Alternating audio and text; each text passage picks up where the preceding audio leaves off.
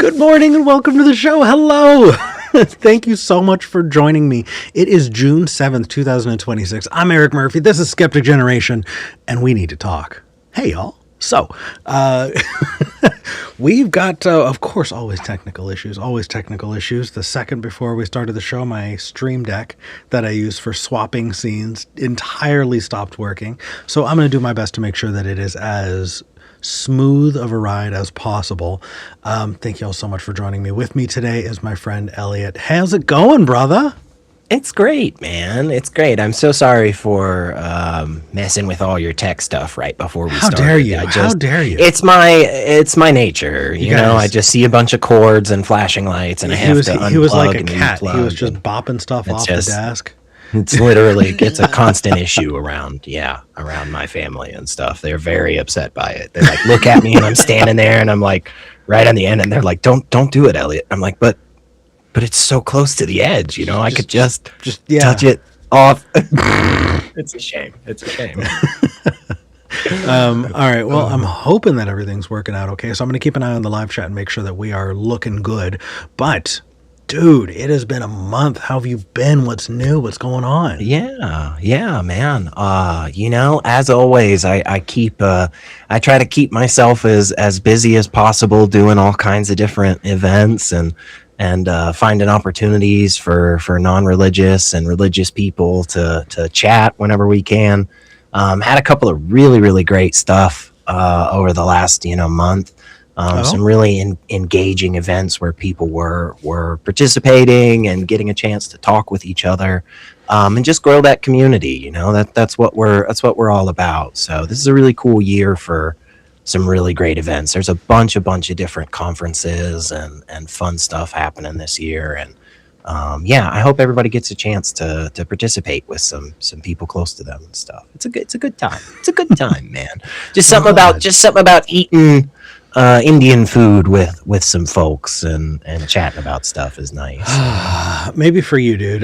When back in the day before doing any of the shows myself, when I was a call screener for the Atheist Experience, we used to go to a all-you-can-eat Indian buffet called Star of India, and like the place was nice. I wound up, you wound up like getting to know the people who work there. And I wound up making friends with the people there, and every time I'd go, they'd bring me my glass of wine, which was nice. You know what I mean? I didn't even have to ask eventually, which was cool. But like, yeah, I think I've eaten enough Indian food. You burned out on it 5 lifetimes. Yeah. I get that, man. I do understand that feeling. Like once there was this thing somebody was telling me recently, like apparently a lot of people are hating on Arby's, which hey, apparently some people don't like Arby's and they have very strong feelings about it, and that's fine. But Dude, Arby's roast beef sandwiches are amazing. I was going to say, I think they're awesome. Yeah. Like I had this craving a couple months ago where just like one day I woke up and I was just like, man, I really got to get a roast beef sandwich from Arby's. And I just like wasn't able to for a couple of, scheduling things and stuff, and just tired some days, So it was like a week that I'm having this feeling of being like, oh my God, I really want fucking Arby's. So when I finally got it, I mean, it was potentially the best sandwich I've ever had in my life, you guys. It was amazing. See, the only time I hated Arby's was when I was real little. I remember I loved the horsey sauce as a kid. And for people out of the country who have no idea what we're talking about, it's a horseradish spread that you put over a sandwich. It's delicious. And my dad looked at me and he goes, that's made from real horses. And it killed me. I didn't eat Arby's until like my early 20s. Terrible, man. You missed out on so much. I know, right? So much good Arby's time. Yeah. Just I could have so much more just plaque in my arteries, you know. But yeah, I mean, look, something's gonna kill us all. We might as well go out with a roast beef sandwich in one hand and a chocolate shake in the other. I don't see. That's about as good as it. So that kind of, I can actually segue that right to our topic. We are professionals. I I don't know how much we're going to disagree, which is kind of wild. So I'm really hoping people call in. You guys, did you know this was a call-in show? I know it's a call-in show, right? People can call 412-SKEPGEN. That's 412-753-7436. Or you can go to tiny.cc/SKEPGEN. That's tiny.cc/SKEPGEN. Our call screener's on the line, and we want to hear from you because I want to talk about whether or not we actually make rational decisions, right? Rationally choosing the horsey sauce and the roast beef sandwiches, right? I hear so many people talking about like their justifications for things as though that was on their mind when they did them. Why did you run into the burning building? Oh, because I'm a hero. Right. Why did you help this person? Oh, because it was the right thing to do. I don't think that's how we work. Either it's that or I'm broken, dude, because that's not how my brain works. And so maybe I'm just externalizing my own experiences, but I'd love to bounce this up against you and see what you think and then see what viewers think as well. Right? Yeah, definitely. Like how often do you like make decisions, rationally as you're doing them versus post hoc rationalization of what you've done? I think it's a lot less than a lot of us want to think about. I think the way that we engage with the world most of the time is, I'm a determinist. I don't think we're, actually having the type of choice that a lot of people are talking about to begin with. But how we approach situations and the actions that we take in them seems to be a lot more kind of reactionary, and it's only after the fact do we really get to understand kind of what chain of narrative that we put together, Okay, I think that like Democrat politics have really shifted the way we think of the word reactionary. So when you say you're reactionary, what do you mean? Yeah, I just mean that it's kind of like that moment where somebody says, "Hey, watch out," and you turn around and you put your hand up. You're not really in that moment. You're not going through this chain of events in your head logically where you're saying, yes, in common parlance in the English language, the term "watch out" means to be careful of danger. And then upon turning, to instinctually protect the most important part of my body, put my hand over my face. Like, you're not doing this, right? It's just you're just kind of going through the motions. I definitely don't mean reactionary in some extremist or anything. I just mean it in the most basic of senses of you're at the doctor's office, they take the little hammer, they smack your knee, you without wanting to, without trying, without anything whatsoever, your leg just kind of jumps, that's what I'm getting at.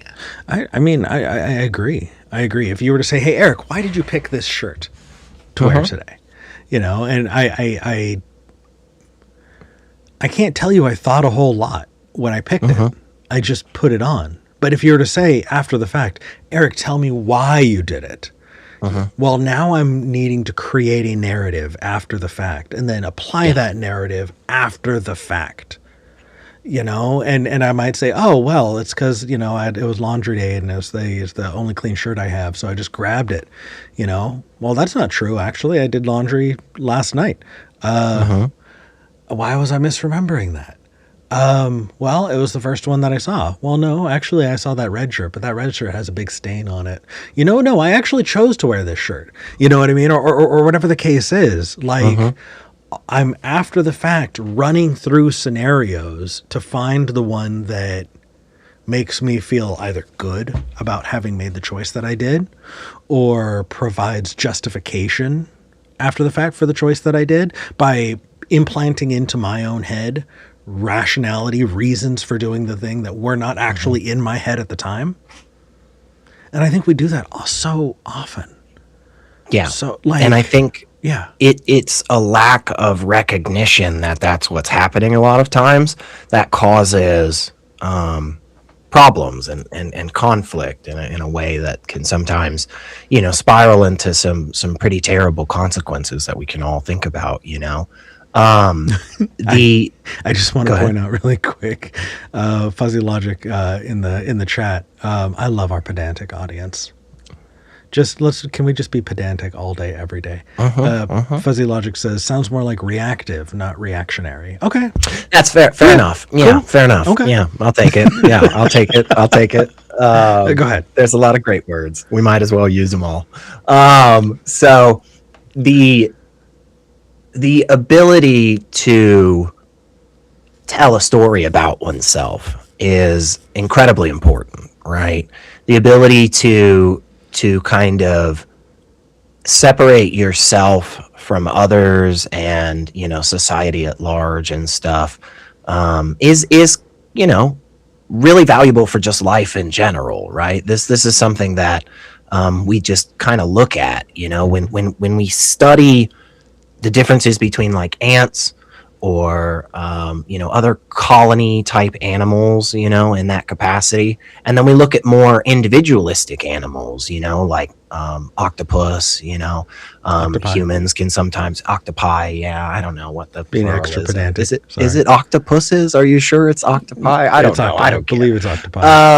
I think it should just be single. It Maybe should just this be could- like deer. It should just be like moose. That just you have 12. You have 12 moose. You have one moose. It's meese. Moose.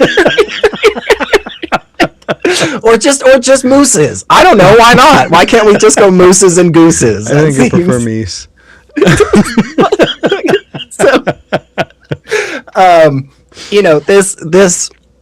this understanding and this narrative about oneself, especially in places where there seemingly is value, to being individual, to kind of standing out or whatever, right?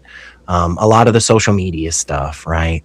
I don't want to say it's all virtue signaling, but there's a good bit of it, and it's because of the fact that being able to tell others, for instance, looking at the atheist side of it, right? The story is so much better, when I sit down as a child and say to myself, I'm going to prove this to be true, or, there's something fundamentally broken about this morality, and I go study and I learned and that's why I stepped away from a belief in God, right? That's such a more powerful story than, well, like in the moment I was just kind of feeling real shitty and I didn't feel like I got super great answers, so then I just stopped believing entirely and then kind of worked back from there, and that's more likely the case for the vast majority of us when it comes to a lot of our decisions. Again, coming at it from a perspective of like free will determinism, I just don't think we have the control that we think we do, and so a lot of my kind of stances on stuff, I just don't, I didn't really have the choice in the matter to view things one way or the other. If you were to just list all the criteria that existed for my birth and my upbringing, like the likelihood that I would shake out into the humanist camp, into the secular camp, in these types of things, like they're just very high, right? And I just think that's a statistical thing. It's just a little plinko board, Now that doesn't mean that there's not great value in some of those ideas. It doesn't mean that there aren't good reasons to believe and accept those things. It doesn't mean that I shouldn't continue to espouse or practice those things. Like none of that stuff goes away. But I do think just the blame and the praise just should be modulated a lot more, right? Like that's kind of, I shouldn't really be winning any awards for my beliefs, but I also shouldn't be like, chastised and denigrated to such a great degree, like, and that goes for all of them. That goes for even the terrible ones, unfortunately. Interesting. I feel like at some point I'm going to need to really think about that dichotomy that you made, because I think that determinism and choice are not necessarily on opposite sides of of a canyon. Like I think that your choices are limited, and I think that how do I describe this? I think me choosing the green shirt instead of the red shirt can be arbitrary. Mm-hmm. And I think that, I don't know, I think there's room for arbitrary choices. I wonder if we're thinking about the same understanding Yeah. of choice. We might have a little bit of a definitional difference Yeah. in choice. Like, because I think when it comes to, so I still use this type of language, a lot of the times. Like a friend of mine, I was on a show not too long ago, and a friend in the chat quoted me saying, I'm a determinist, but we still have a choice, folks. But I think if what we're talking about when it comes to choice is that there are different options and outcomes that we could find ourselves on the path, right? Then yeah, sure, we have choice, right? Like, yes, it is technically the case that there were other options for you to pick, right? And we can think of hypothetical scenarios in which you did pick those options, Sure. right? But what I'm often talking about when it comes to this space is that there is this again more in the sense of an intervention in that chain in which the individual actor is able to completely redirect that chain, you know? Like, you don't have the choice, for instance, to pick shirts that you don't own. Right. That's just completely outside. At no point in this chain of you picking a shirt could you ever pick a shirt that isn't physically in your house, Yeah. And then there are things that they're in the washer. Some have holes, some have stains.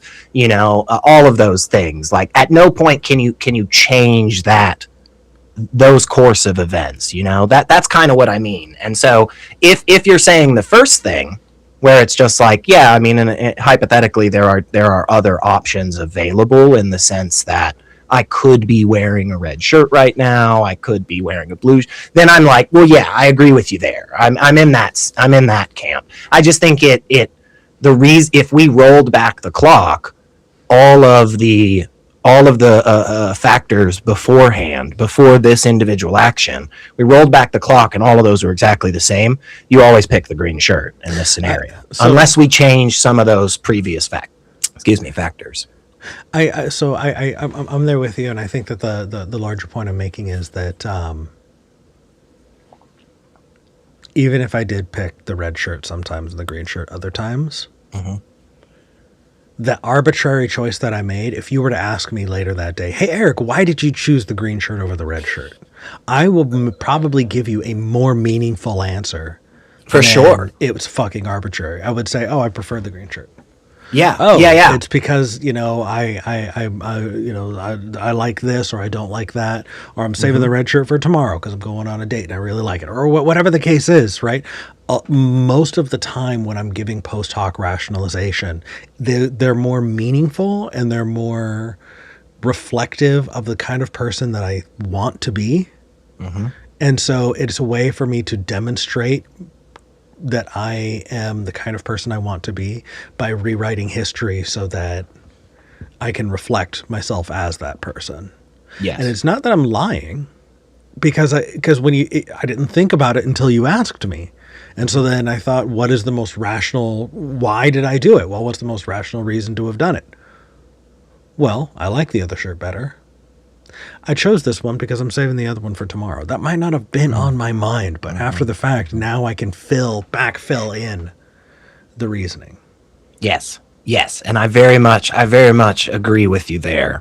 I think it is very important that we do that in some capacities. I think that can provide great value for us to continue doing things. It can provide motivation, and it can provide us an opportunity to grow and change. I think that as long as we don't disagree on the idea that going through those exercises does put us in a different scenario in the future, and that allows us to make different or have different options available to us than the previous situation did. You know, a lot of people will say, again, just a little bit back to determinism and stuff, is a lot of people will say, well, if free will doesn't exist, then, you know, you can never change. You always do the same thing. And it's like, well, not necessarily, right?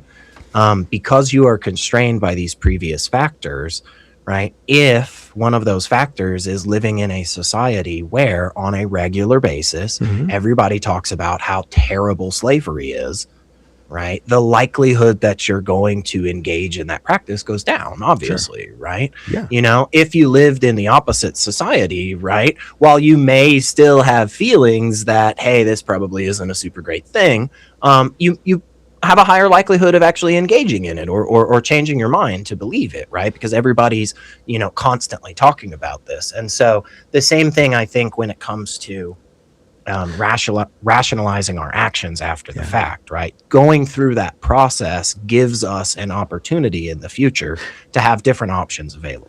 Do you think there's a relationship between novelty of a situation and our rational decision making? So I think Yeah, that, explain. yeah. So before doing shows, I didn't put myself in a lot of situations where I wore dress coats and button down shirts. Mm-hmm. And so for months and months and months of starting to do shows, I really took my time and got ready in the mornings before doing the shows.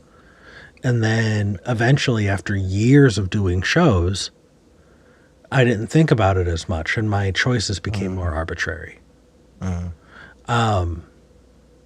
And so, I don't know, maybe I was more conscientious and mindful of the choices that I made when they were still unique. I think you can look at that situation in a couple of different ways. You know, one in the sense, so one, we could talk about, for instance, the societal norms around in this country, right, around dress and how one presents themselves, right? And it could very much be the case. I think we all have had this experience in this country about and a lot of places actually around the world. You know, there are individuals that we look up to. There are individuals that are presenting information that often have a similar style of dress, right? And so I think that could have influenced the decision to begin with, right? And that could have been a strong motivating factor for you. And then as you continued to do these things, upon reflecting on that, while it may seem like the choices now are more arbitrary, they are actually more focused. It's just that more options are available to you. So instead of taking the route of, hey, I need to look XYZ way to fit a certain narrative, to fit a certain criteria, you know, that I've got in my head because of, you know, whatever factors before, TV shows, you know, colleagues, whatever, right? Now the path that I'm taking is this one over here because of the fact that upon reflecting on those reasons, I discover that that's not who I am. You know, I discover that those aren't things that actually motivate me anymore. What motivates me is these new factors or whatever, right? So now, while it may seem like your choices are more arbitrary because in the previous path, this led you to a place of essentially a very similar dress, right? A coat, a button-up shirt, you know? You kind of lost me. I'm sorry. Okay. No, that's okay. What I was pushing back a little bit against was the novelty being the thing that what we were talking about was kind of the look at how you've dressed over the years from what you were describing, and how now it kind of seems maybe a bit more arbitrary because the experience isn't as novel anymore. Right. And what I was saying is that not necessarily, right? That's not necessarily the case if you look at it from a different perspective, and that perspective being that in the beginning, the factors that were motivating you were a lot more constrained, and they put you in this pathway that made the ultimate result of it seem as if it was more deliberate, right? But in fact, upon reflection of those motivating factors, it leads you down a different pathway where the ultimate result seems as if it's more arbitrary, because now you're choosing, now you have more options available to you. And so you can now choose from a multitude of ice cream flavors as opposed to always choosing vanilla. I don't know. Right? I don't know. Does that make sense at least? I could just be spouting nonsense. People can call in and tell us that. Yeah. I disagree. I think that that good brain chemical dump of I look good and I know I look good started fading away, and as it did, the amount of time I took to achieve it faded away because I wasn't getting the same return on investment.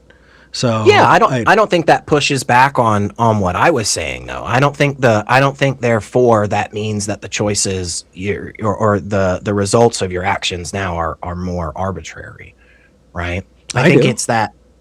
Well, that's fair. Yeah, I think that's fair. That's a fair view of it. Yeah, I think that is what makes it more arbitrary. But I don't know. I guess I'm.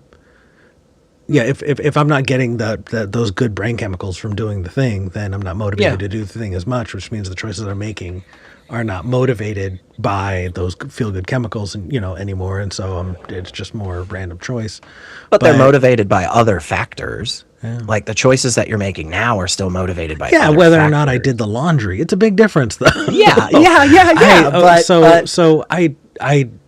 think that I want to move into the next piece. Yeah. Let's go. Like we're starting. That was a good because this next bit does really tie into this too, and it takes us to some fun places. I've brought this up on the show before, and I've been workshopping it, and so I'm sorry guys if it sounds rough, but I want to talk about AI. Why do I want to talk about AI? Because I think I have a qualia argument to make.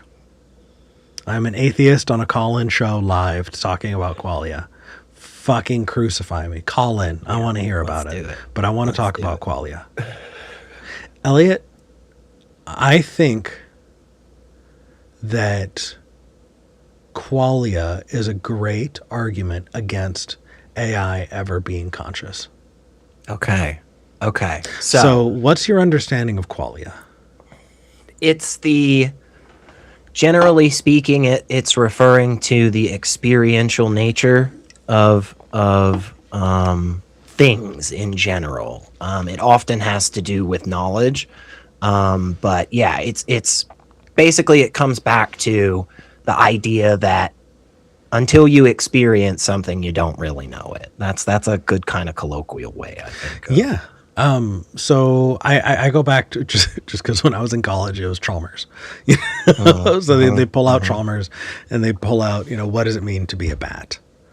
And you can talk about the physics of what bats are. You can talk about their physiology. You can talk about the way their eyes work and the way echolocation works and all of that and how they achieve flight.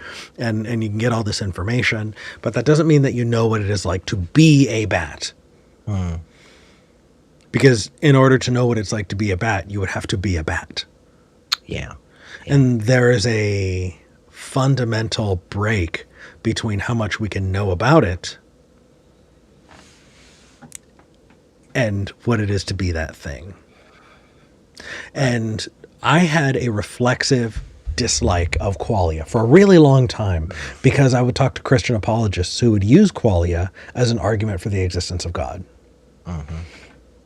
Have you talked to people who brought up the qualia argument before? Yeah, and for probably many of the viewers, a better way of thinking about it might be those apologists who call in where you roll your eyes when they say something like, well, I experienced God. I had a vision with Jesus Christ. When you die and you experience the end times, then you'll know. What they're all referencing at the end of the day is qualia, even if they may not specifically say it. So the way that qualia was brought up to me was this idea that qualia is somehow intangible. And that qualia is true and yet is an intangible fact of the world. And that God exists as in the same way that qualia does. Right. They That were God, using it as a way to create a new category of existence, basically, a new category well, of things. I mean, qualia is a category, right? It is the verb part. It is the being. It is the doing. And in doing, if you see a car accident, right? The facts are the car accident. The qualia is everyone's individual perspective of the car accident, Yeah. right? But in your view though, is that a subset of the same category, or is that a separate category entirely, right? From Oh, like facts and stuff, you know? well, Because that my understanding was often in the sense that when somebody ever specifically used the term qualia, they would often then talk about other kind of quote unquote intangible things like knowledge and love and those types of things to say like, hey, you as the physicalist, the naturalist, the non-supernaturalist, whatever label, you already agree that this completely separate category of existence is real, and therefore that's where my God sits. Is that kind of, or are you saying qualia is a subset of the category that we all agree exists, you know? so yes and yes. Okay. Yes and yes. The way it's brought up is this idea that qualia is, yes, this uniquely intangible thing, right? And they try to create this category with other intangibles, and they try to fill in a whole bunch of not similar things. But Right. I do think that qualia is a subset of reality. And Okay. and I Okay. think that true statements are true for when and where it is. It is all things that happen are transient to a degree, right? Like we don't just because a car accident happened doesn't mean it is still happening now. But that doesn't take away from the truth of the fact that a car accident happened. Right. It just happened when it did. Right. And then it's not happening anymore. Right? I think that qualia is a big argument against AI ever being conscious. Yeah. That's a fun Yeah. thought for sure. Because can AI experience? I think that we have ways of determining whether or not AI is capable of experiencing. And I think one of the first stops on the train there is the Chinese room experiment. Do you remember the Chinese room experiment? No, you mentioned it. You mentioned it before, and I'm not sure that I was trying to think of. I know the Red Room. I know about that one. Okay, why don't you tell me about the Red Room? Isn't that the one where they're in the room and they know everything about red, but there's nothing in the room that's red. They don't know. They've never experienced red, and so therefore they don't know everything about red or something along those lines. Am I wrong on that? No. Elliot was born in a room that was black and white. He was raised in a room that was black and white. Everything that he ate was black and white. Right. But he was obsessed with the outside world. And so he was able to access books. And he read about the greenness of meadows and the redness of apples. And he loved the idea of red. And so he memorized all the things that are red. And he knows where on the color spectrum red is. He can tell you about red more than anybody else. He can name all of the red things. He can give you the descriptors of red and the beautiful ways that poets have talked about red from the beginning of, us using that name, for a color. And yet he's never seen the color red. And so does Elliot know what red is, or does he know about it? Right. I've never experienced red in this scenario. That experience would be a qualia argument. Yeah. Tell us the Chinese room. The Chinese room is more directly talking about AI and brain. So what we're going to do is we're just going to extrapolate that, right? Does AI have eyes to see, or ears to hear, a mouth to taste? Does it have digits to touch things? Is it able to understand itself in space, or understand space at all? No. It doesn't seem to. No. I think that when we make decisions, we are making them with the information that we have received, internalized, right? You take in information with your eyes and your ears, your nose, your mouth, your perception of time, whatever. And, you're looking at the shirts on the shelf and you're deciding which one you're going to pick, you know? I think AI fundamentally works differently. It doesn't know what shirts are on the shelf. You have to tell it. Okay, so it doesn't have eyes. Well, people don't have eyes, but they can still, right? But so let's work through, right? Is an AI able to take in and comprehend information? I don't think so. Yeah. It's able to collate information, right? So Yeah, I don't like, think. go ahead. I don't think AIs, and I'm not saying that this is never the case. Although I'll give some ideas I have as to why I think there might be a fundamental gap. But just going back to like the consciousness of it, that AI doesn't have consciousness, and in part because of qualia. I think that It's evidenced through qualia. Right. And to say that AIs have knowledge, I think has two different understandings. One in the colloquial sense, like a dictionary has knowledge, like it contains information that could be extrapolated by a conscious agent to then provide information. Right? No.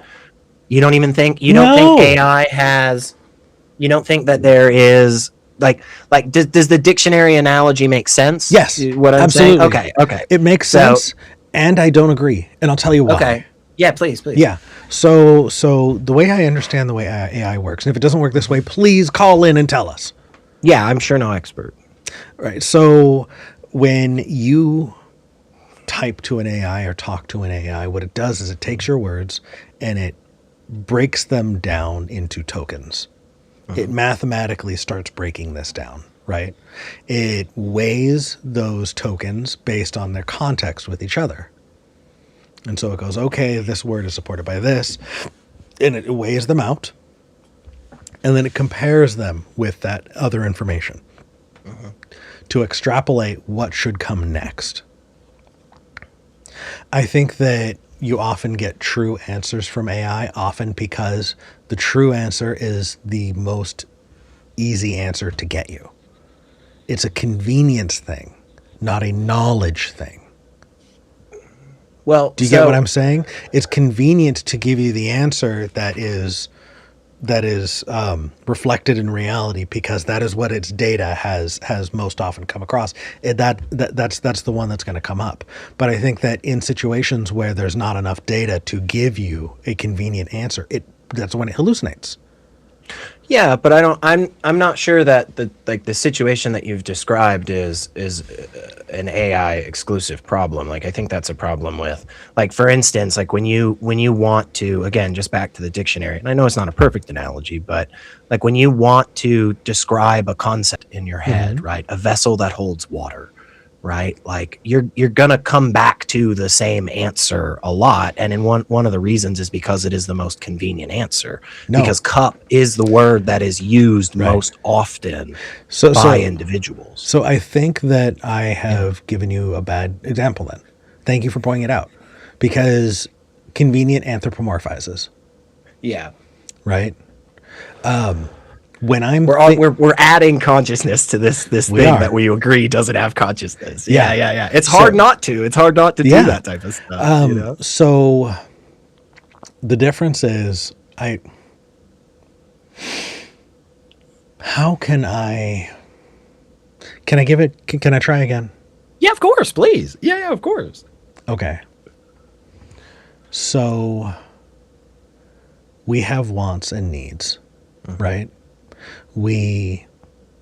Those wants and needs, we can talk about whether or not they're deterministic. We can talk about how much your gut bacteria influences all of that, and how your chemicals and your brain are going and all of that, right? But ultimately, you do have wants and needs, and you want to express them. And that is what is influencing the words coming out of your face hole. Right? Yeah.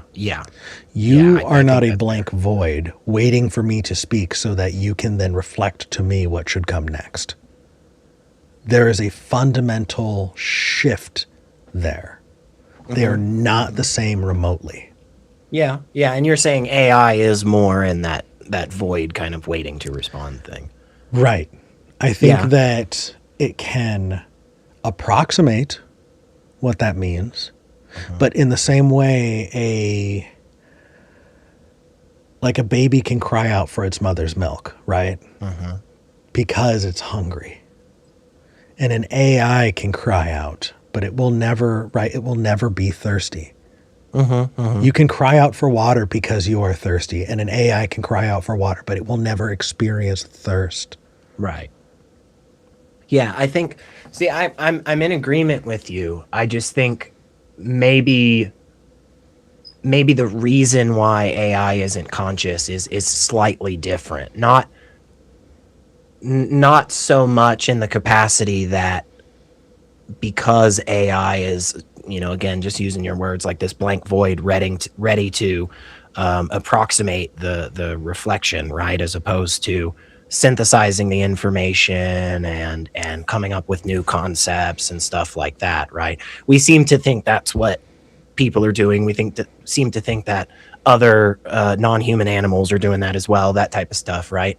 I think, again, I might totally agree with that thing, that view of it. I just don't know that is my route to getting to the AI not being conscious. I think it still has to do with experience.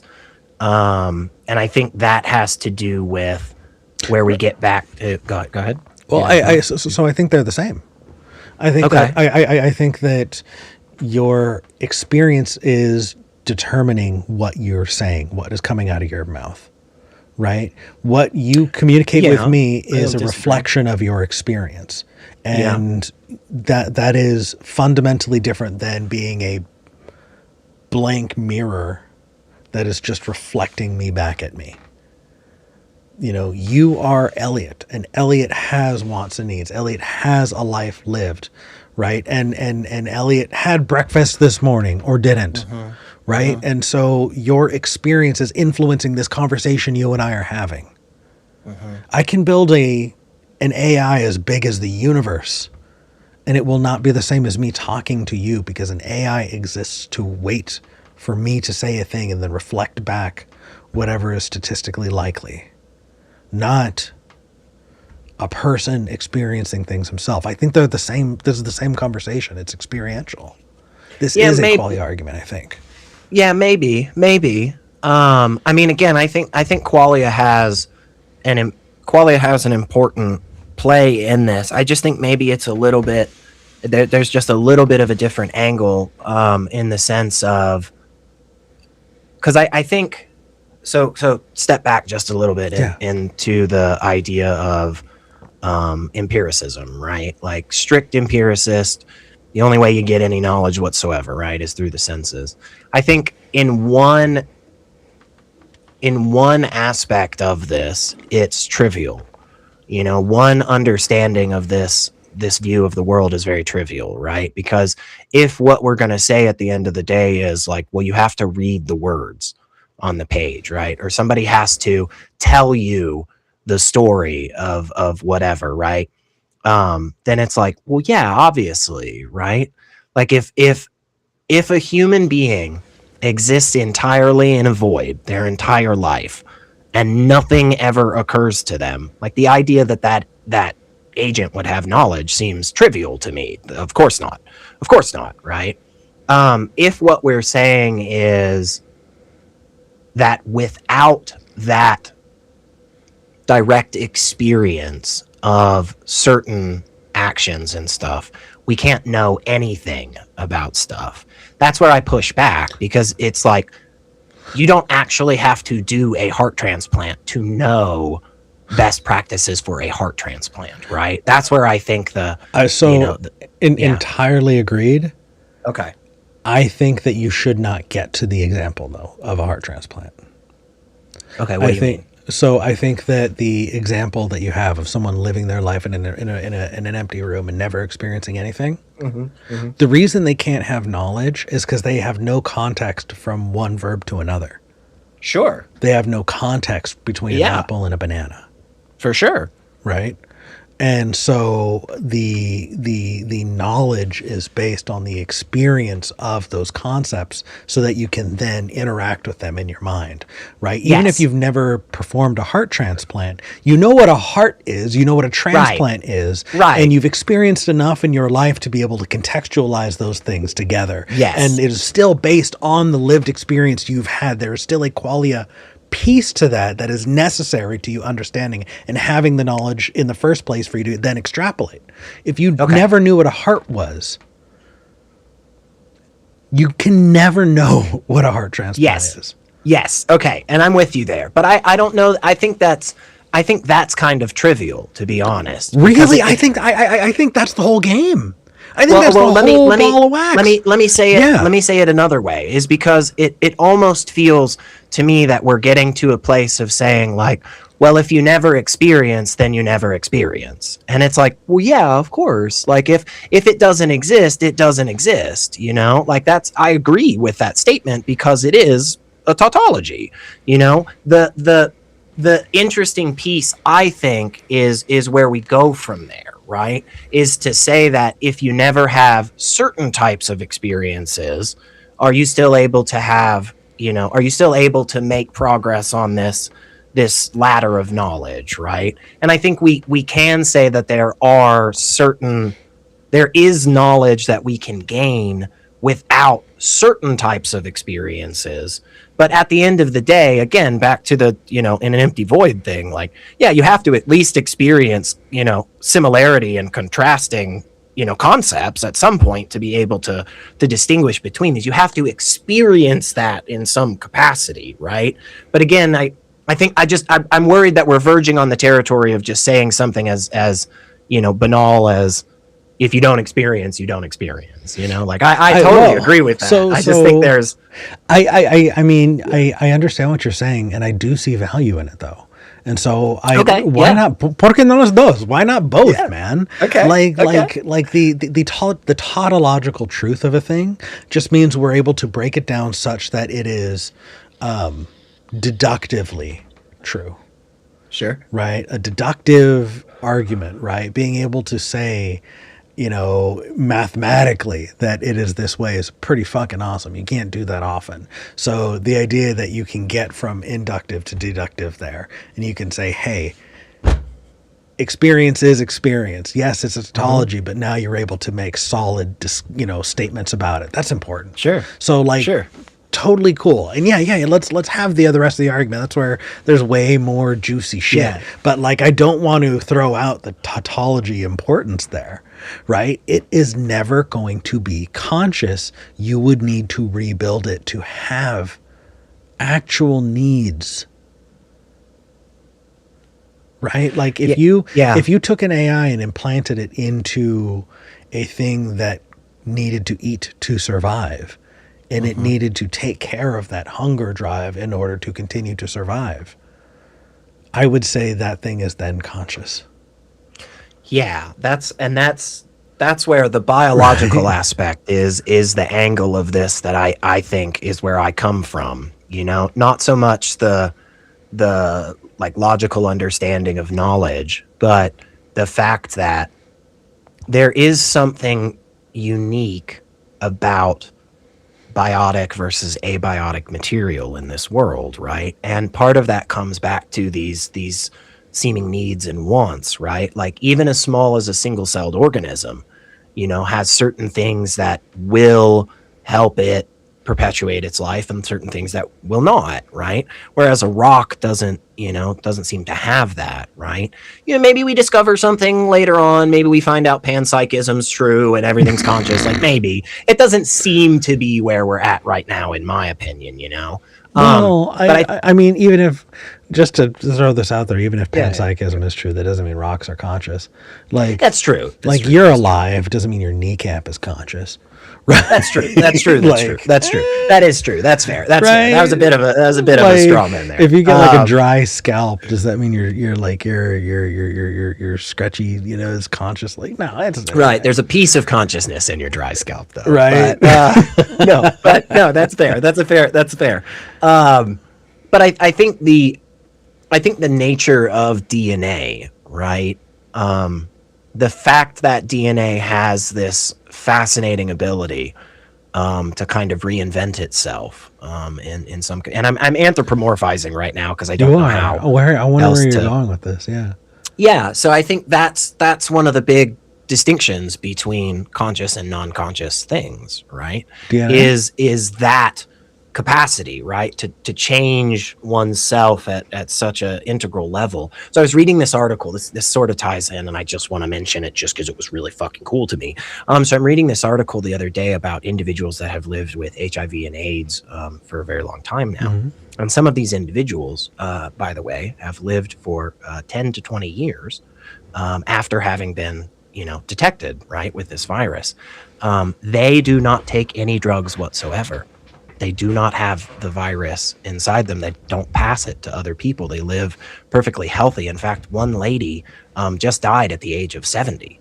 And she was being, studied by a bunch of doctors and all this things. One thing that they found for these really interesting people, there's a good handful of them around the world, is it seems to be that their DNA, right, actually somehow was able to take the virus, right, and shove it into a portion of their DNA. Okay. Jesus. That's fascinating, right? That's fascinating that it did that. And again, anthropomorphizing a little on this, the reason that it does that is so that it can still perpetuate its own life, its own cells, as opposed to I think HIV that's definitely anthropomorphizing in a way. I don't. Well, so again, it's the property of DNA to continue, right? It has a drive inside of it. Again, you have to add just a little bit of a conscious agent aspect to this, just so that it makes sense to us. But that's where you lose me. So you don't think it's a fair understanding in a colloquial sense to say DNA has a drive to survive? So I think that when we're trying to break between consciousness and try and work out the details, leaning back into colloquialisms that blur it is not a good way forward. Sure. And so I'm not attempting to blur the line or anything. What I'm saying is that there is no aspect, right, of a rock, right, or these types of abiotic materials that has this self-perpetuating aspect, capability, and definitely not a self-correcting, right, capability or aspect to it, right, where biotic material does. And that's another big shift between AI and people. Well, what about iterative AI? So you can have AI that will replicate itself and then weigh those replications based upon, outside factors, right? But it doesn't change the hardware as well, right? So if we look at it from the sense of like, okay, DNA is the software, right? Your AI model is the software. Yes, that aspect changes, but when the AI changes its code, right? And I'm not positive that it can accept other code from the outside and like bring it into itself as a way to secure itself from that malicious code. I'm not positive that can be done, but if it could, that'd be really fascinating to me, and that might, make this less firm. But go ahead. You look like you have a question. Can you change your hardware? The DNA does. That's what I'm saying, is that the DNA inherently, by changing the software, does inherently change the hardware, which is what evolution is. So does that make evolution conscious? No. Evolution is the concept. It's not. No, the individual agents are conscious. Right. I think those are. Like I think you would probably agree with me that we have this kind of generic description of consciousness in atheist spaces, that consciousness is the what's the word give me just a second, the emergent property of a sufficiently complex system. Right, it is an emergent property. Yes. Yeah, a sufficiently complex is doing all the heavy lifting, and we need to break it down what sufficiently complex means. But we can agree that like consciousness is emergent. There is no individual consciousness particle, Right. But Yeah, I don't think so. It is a thing that you see with enough complexity. I think the complexity has a lot to do with experience, which is where the quality piece comes in. Yeah, I agree with that. But because I've seen things replicating that are not capable of experience, I think that I'm incentivized right now to make an argument against replication or iteration in the way you're talking about, like evolution. I don't think that evolution is a prerequisite for consciousness, or even something that needs to be like synchronous with consciousness. Yeah. So maybe we just have, again, it comes down to replication. Because again, it for me, where the difference is that,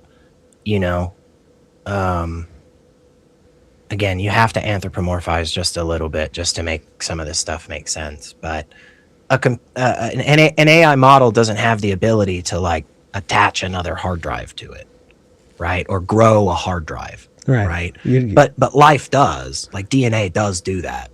We know that it does that. But it's not that it's like directed towards that. It is constrained by the factors outside of it.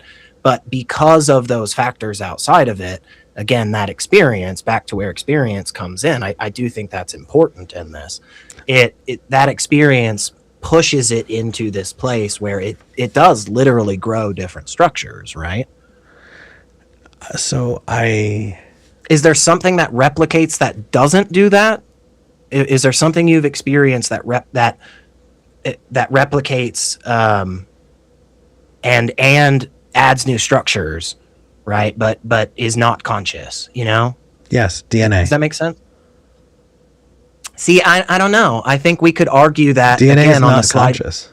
On the sliding scale of consciousness, if all we're meaning by consciousness is what it means to be a thing. I don't. Well, like okay. It has it has the ability. DNA has the ability to experience. No, it doesn't.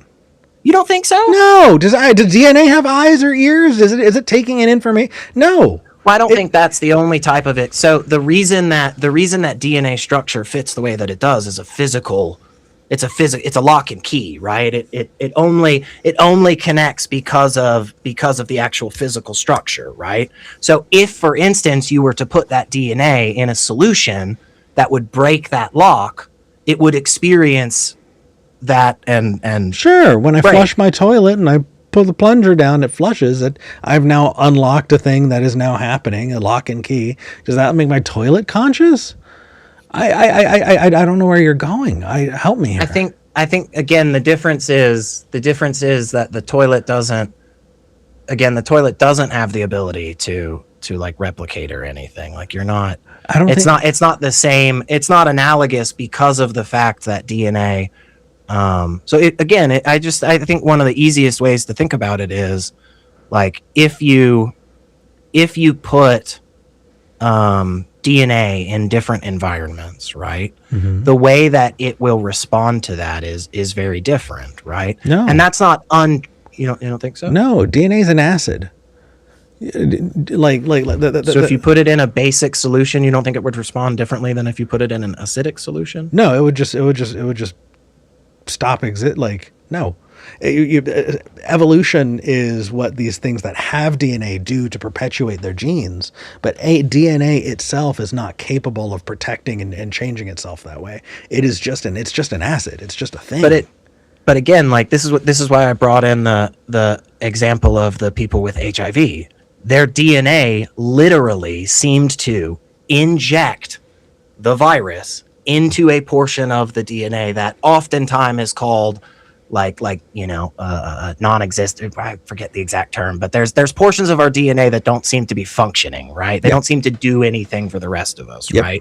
Well, again, these individuals' DNA somehow now absolutely have in that portion of their DNA, in their cells throughout their body, they have that virus, right? That's very interesting. That seems to be something unique to DNA that other material doesn't do, right? And that seems to be something that the biotic, again, I don't know that AI can't do this, but it doesn't seem to be the case that if one were to make some code that like specifically tries to destroy AI code that self-replicates, like that it has the ability to take that code, put it into its own code, and then prevent itself from, being attacked by that code. I don't think replication. Does that flesh that out? No, I'm sorry. I really want to. No. We're going to keep bouncing this because I want to. I want to either get you to the point where I agree with you or break you down. So I'm here for it. Replication and consciousness, I'm saying, exist entirely separate, unrelated to each other. There is no amount of replication that is going to make a thing conscious. There's no amount of iteration that is going to make a thing conscious. I think a specific type of replication does. That's what I'm talking about. Like, it's not just like, give me something again. Give me something that replicates that you 100% think is not conscious. Let's see if we can find that ground and work between the gap. DNA. Well, okay, that's kind of the thing we're talking about. So is there anything else, right? Like, is there anything else that you can think of? Like cars don't replicate, right? Rocks don't replicate, right? Hands don't replicate, dogs replicate. Well, yes. Okay, sure. Let's so what? Let's talk about dogs, right? If a dog is not able to replicate, does that make it not conscious? No. If a dog I don't think what I'm saying is that replication is like the sufficient condition, right? I think we could say that it is a necessary aspect, and there are other aspects that I don't think there's one single thing. I'm not saying, just to clear it up real quick, that because something replicates, it equals consciousness. That's not what I'm saying. I'm saying that because of replication, there is a specific type of replication that occurs that then allows for consciousness, right? Like, I'm saying that their replication plus some things gets us to consciousness. And I think that's where the difference is between AI and humans, just as an example. So you watch Star Trek, right? A little bit. Yeah, not like super, but a little bit. Enough that I can probably get the references. Okay. Maybe not something specific. I wouldn't win any trivia. So in The Next Generation, there's an episode where Data creates a daughter. Her name is Lal. She's one of a kind, and she's conscious. I think that her consciousness was not predicated on Data's ability to make more Lals. I don't think her consciousness was like, I don't think that replicability is a necessary prerequisite, because I could imagine a situation where we could make a conscious AI. Okay, yeah, give me that then. Give me that where it doesn't replicate. Give me that example. Maybe that'll help me. Sure. Because I'm just in this boat right now of feeling like, gosh, I just don't know that I can think of anything. And that's not to say that's the reason. I think it's wrong. It's just, I would definitely need some. So I think in a sci-fi universe where an AI computer could be put into a living body that would then need to take in the sense data of the body that it's in order to comprehend and move forward with its actions. Like I just think you're smuggling in the replication there is what I would argue, is that because why? the thing that we're talking about, because the important bit of it is this, like humans are just sacks of DNA. That's all we are. We're just a shit ton of DNA that replicated itself into this particular form, right? And if our DNA were radically different, we would be dogs, we would be trees, we would be all these other things, right? But because of the replication that put us into this space, right? Like that's where I'm saying like we have this maybe advanced form of consciousness if we want to think of it like that scale or whatever. But if you're saying, well, we take a robot, we take a thing that we definitely agree is not conscious and we put it into something that we already agree is conscious, well then like yeah, I would agree with that, but I don't think it elucidates the point, Right. Yeah. So about conscious AI. So I think I've broke this down on the show before, but I'll say it again, right? In theories of communication, you have a couple of necessary pieces, right? You have encoding and decoding, right? And so the sender of a message is encoding that message. I have a thought in my head. I want you to have the thought that's in my head. So one of the ways that I can encode the thought that's in my head is through speech. And so I'll run it through language that I'm going to then speak, that you are going to take that and decode that into hopefully an approximation of the thought that I'm trying to express, right? I can do that through writing. I can do it through, a bunch of different ways, right? Nonverbal communication.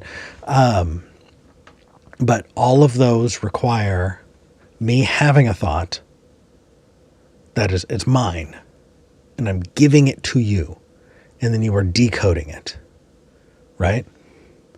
What I'm saying, my point about AI, is that it is not having a thought and then encoding it and then sending it to you. What it is doing is it is decoding, it is taking your information and then reflecting it back, but it is not encoding because it has no wants or needs. It has no information that it is then, breaking down into its understanding of the world. It doesn't have an understanding of the world. It doesn't even have an understanding of the words you're taking, right? When I say decoding, I'm being very, very generous there because it's really tokenizing your words, right? And it's taking those and applying them to a database. When I talk to you, you're actually decoding my language. You're actually taking that and applying it to all the different places that you remember other times where that language has been useful. And you are synthesizing my words. And AI does not synthesize your words. It breaks it down numerically and then compares it to a spreadsheet. It's not actually synthesizing. And so so I think that the idea of replication or DNA is interesting if we're talking about prerequisites. But even then, the reason why I'm saying that it's not necessary is because I can imagine one-off conscious things. Because the point that I'm making is one of, is it able to actually understand things, or is it just a fancy mirror? Yeah. And I don't think I push back on the vast majority of that. I think where I'm coming at it is just from a slightly previous point, is to, like, for instance, when you're talking about encoding and decoding these messages we're sending back and forth, that only occurs because of physical structures. That only occurs because of the fact that DNA replicated in such a way as to create physical structures in our brain.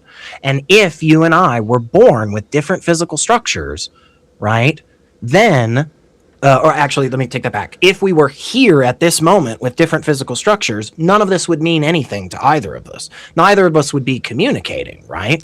And we can change those physical structures, right, by going through those wants and needs type thing. Like if you and I sat down and just learned Finnish, physical structures would grow or change in our brains, and that would allow us to understand, encode, and decode those messages. And so I guess what I'm saying is I agree when you're saying, like, hey, because it's tokenizing these things, because it's not actually synthesizing these things, that is a point to say it's not conscious. And all I'm adding on to that, I feel, is saying, and the reason it's not doing that is because of these prior aspects about DNA and stuff, I, right? I, I, I wonder if I'm getting stuck on the DNA piece. Maybe, and I might be too. I'm not. Do we have a call? I feel like we might We have. have several. Oh my God! Well, good. Well, we've done our bit. Now Yeah. we don't need to think anymore. So we have a caller in New Jersey who actually has a degree related. So they want to hop in and probably tell one of us we're wrong. I'm ready. Yeah, I love it. hopefully. I actually met this person when I went to the East Coast last year. Elapid is a total sweetheart. When I met Elapid brought a homemade. Elapid, are you there? I am here. Hello. Hey, Elapid made a cake, and it was delicious. Nice. It was amazing. Did it have Tiramisu. snakes on it? No, it was tiramisu, and it was. God, yeah, I love tiramisu. Oh my god! It was my first time to that. Oh, absolutely, Elapid, you earned a place in my heart that day. I'm glad you've called in. Talk to me. What's on your mind? So, rehash me a little bit on, like, you were, specifically, Elliot, you were saying that DNA, you feel like it has experience. Again, what I'm saying is that DNA at least gives us this sense that it can experience and then do things differently later on, right? Like if what we're doing is connecting the idea of knowledge and experience as experience is inherent to certain types of knowledges, right? And that being one of the things that prevents something from being conscious or not, right? Like DNA seems, from my understanding, to kind of do this same thing, to kind of follow in that same pattern, right? Again, one of the things I'm referencing is these individuals out there that without drugs, without anything, again, it just seems to be the case that their DNA took the HIV virus, shoved it somewhere in the non-functioning section of the DNA, and that keeps them nice and healthy. So hopefully that explained. When you were talking about it, my immediate thought went to what's called epigenetics, which is literally means, if you break down the word, above genetics. And that is actually like usually outside forces influencing DNA, but not on their molecular level, but on a superficial level, where there's usually two types of epigenetics that people talk about. It's usually how exposed the DNA is to the outside world. Like one example would be like how blue somebody's eyes will be. Like, yes, that's determined by DNA, but how bright blue or like maybe very muted blue will be an epigenetic factor. And then another factor would be actual chemical influences where they don't actually always change DNA. There are, I think, instances where that does happen. But it will cause, like, let's say, like cancer, where it actually might turn off, quote unquote, certain genes from the exposure of it through like methylation. And that's like one factor. But there are other factors where like actual DNA can be interfered. Like actually a really great example is melanoma, which would be cancer like usually caused by the sun.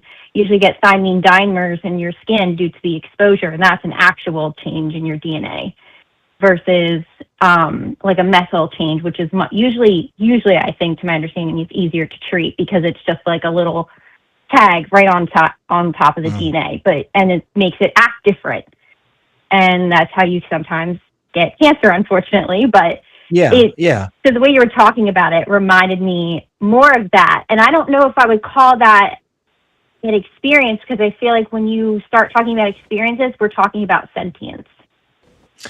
Yeah, this is, I don't disagree that there's a problem with our language when we start talking about this stuff, because again, to understand it, we have to anthropomorphize just a little bit, right? Because otherwise we just don't have enough of a narrative that we as clearly seemingly sentient conscious things, right? And maybe we're just completely wrong. Maybe we're not actually conscious, right? Maybe we are just ants, could be. But it seems to be the case that we're definitely conscious. We definitely feel shit. And because of that, we struggle when it comes to having conversation about certain things that absolutely do not necessarily have those things. And so there isn't a fantastic word, right? In my opinion, that's why people talk about like a sliding scale of consciousness or the ability to feel, right? Is that like, again, a single cell amoeba seems to move away from this particular acidic solution.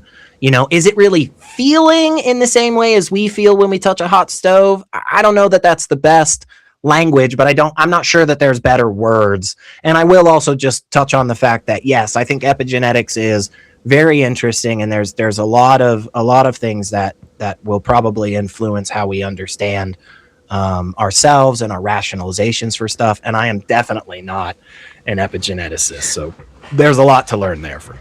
Okay, I think I while you two were talking, I was able to look up where my reflexive issue was there.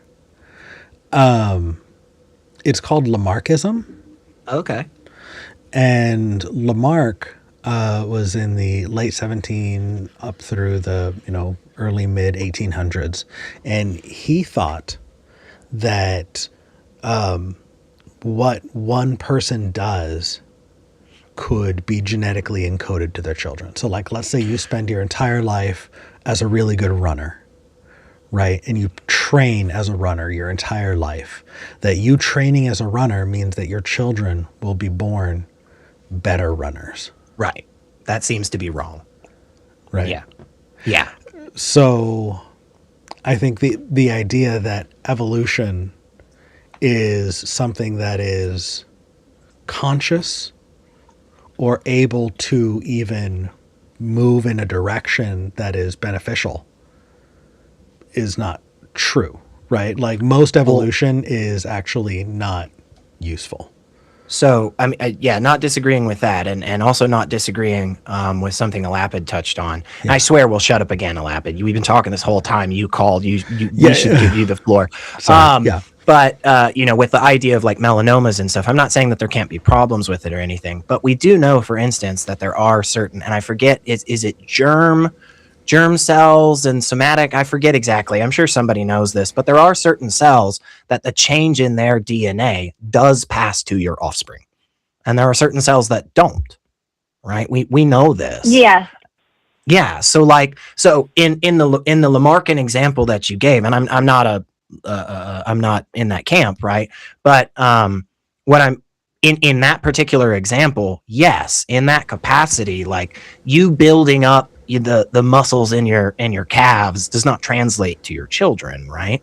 But there are other things that do, right? If you were to irradiate your testicles for 10 years and then have kids, like your sperm's gonna be kind of funky, man. That absolutely would be something that would pass on to your kids. And again, we have examples of that in life. So I think there are some things that the change in them will actually affect, right, future generations, and there are some that don't. And that has to do with, again, not that evolution itself is conscious, right? It's something that takes place with conscious agents. And I think that interconnectedness is something that points us in that direction of consciousness, right? Like, does that make sense? And anyway, sorry, we're talking too much, Alapid. You know more than we do on this. What are your thoughts, Alapid? I think it's a strong word to say that DNA has consciousness, because there's a lot of viruses that have DNA and RNA, and they aren't really considered conscious. They're already fought over the fact if they're considered alive or not in the biology community. Usually the consensus is that they're not. But just the constant exposure and the constant changes through DNA, which would be like you were saying, evolution. I don't think evolution is conscious either. Like Eric said, in most cases, evolution is not. It's like trial and error, and it's usually most of them are silent, and you don't even realize anything has happened because there were no, I guess you would call it like phenotypical changes that you would notice, or there's no negative effects either. They just changed. Right. But there are other times where they do make changes and it's for the worse, which would be like potentially like cancer related, or there are other ones where, you know, certain tendons that we gain, or like maybe we can be a little bit more upright, and that's how we became bipedal. It's just like different things. It's like your DNA is constantly doing trial and error in a lot of ways in its exposure to the environment, which I wouldn't be surprised if was mostly a lot closely related to epigenetics, and that's why that influence is there. Like they're kind of very closely tied together to influence each other to make those changes to help us move along to have the best survival possible. Yeah. Yeah, I agree with a lot of that. And I one thought that came to my mind is like, again, whether or not it always functions correctly, or whether it is trial and error, or even unnoticed by the individual agent.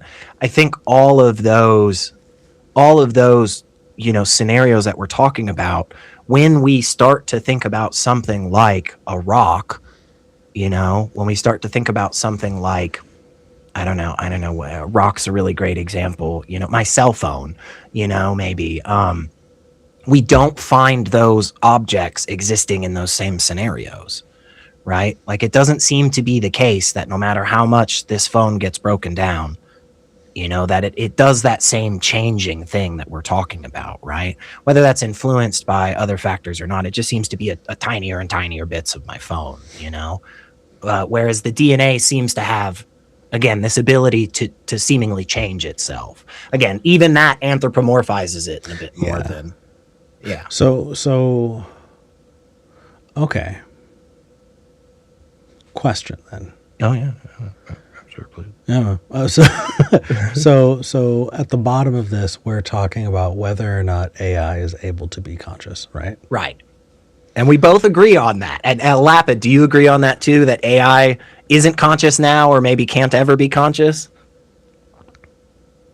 Based on how if I'm understanding how the models work right now from AI, for most of AI, specifically maybe the chatbots, no, they're not conscious. Okay. Do you think there's a fundamental reason that it may not ever be able to be conscious? Because I think that's where I'm kind of coming from. I think Eric might be coming from that space too. Like there's something fundamental about it that will prevent it from jumping that gap, you know? I think it comes, this is where you kind of have to probably start talking to like a neuroscientist, because I know there's a lot of weird definitions around what is consciousness. And then that's where I get lost at, because the language models were a really cool way to amplify technology, because using that idea that how we communicate with each other and then applying that to an algorithm in a computer to the point that people are now debating if this is consciousness is like really crazy. But it's like, that's also kind of like, I don't know. It's like it's also it's not really, is it learning anything? Is there a pattern in learning? Right. And it somewhat does. I guess it depends on how you're looking at the definition of learning. I think it can become more complex. Personally, I think it can become much more complex. But it doesn't necessarily equal learning. Exactly. I don't think it ever will learn. Yeah. I think just the way it's structured, it is made to approximate what it looks like when someone is learning, but it is not learning itself. Yeah. And again, I think I agree with that. And I'm just kind of getting to that place from a slightly different angle, being back to, you know, again, I know these aren't perfect words, but that software hardware aspect of it, you know, like with living things, that DNA versus the rest of the structure, you know. I think we're discovering that a lot more about epigenetics being hugely important, and a lot more of these like packages of DNA where it just seems like the curved beak helps, this particular bird get into these flowers or whatever. But it's not really the curved beak that is being picked, so to speak, in the evolutionary sense. Well, it's the fact that the curved beak also comes with the gene for a shiny beak, and the shiny beak is the one that lets them replicate more. And replication and the bird's beak does not make it conscious.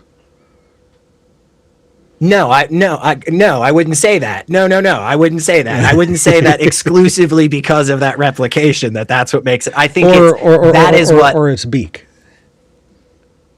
No, I wouldn't say the beak is conscious either. No. I wouldn't say that. No. But I would say like, again, like we're just bags of DNA. Like the reason that my face is the we're bags of cells and all of that are expressions of DNA. Yes, we're not just like I guess what I don't know. So I got a question for both of you. Could you imagine existing in our world a thing that is conscious that does not have DNA? See, that's where I struggle for sure. Right. And that's not to say that because I can't think of something, it's not correct. It's to say that it seems that all of the examples we have are going to go back to that. I think it makes sense because those are all the examples we have for sure. Right. Alapid, what do you think? Well, like I said, like if a virus has DNA, I don't think it has consciousness. Just like I don't think trees have. I think it's debatable if trees have consciousness. I don't think they do, because there's certain levels of life that only that might fall under the definition of consciousness. So it's like that. I guess that's like kind of like where the debate. It's like at what point do we consider something to have consciousness and have experiences? Alapid, so it's like Alapid, I think you just had a really good point there. Let's get that out of the way. Can something be alive and not conscious?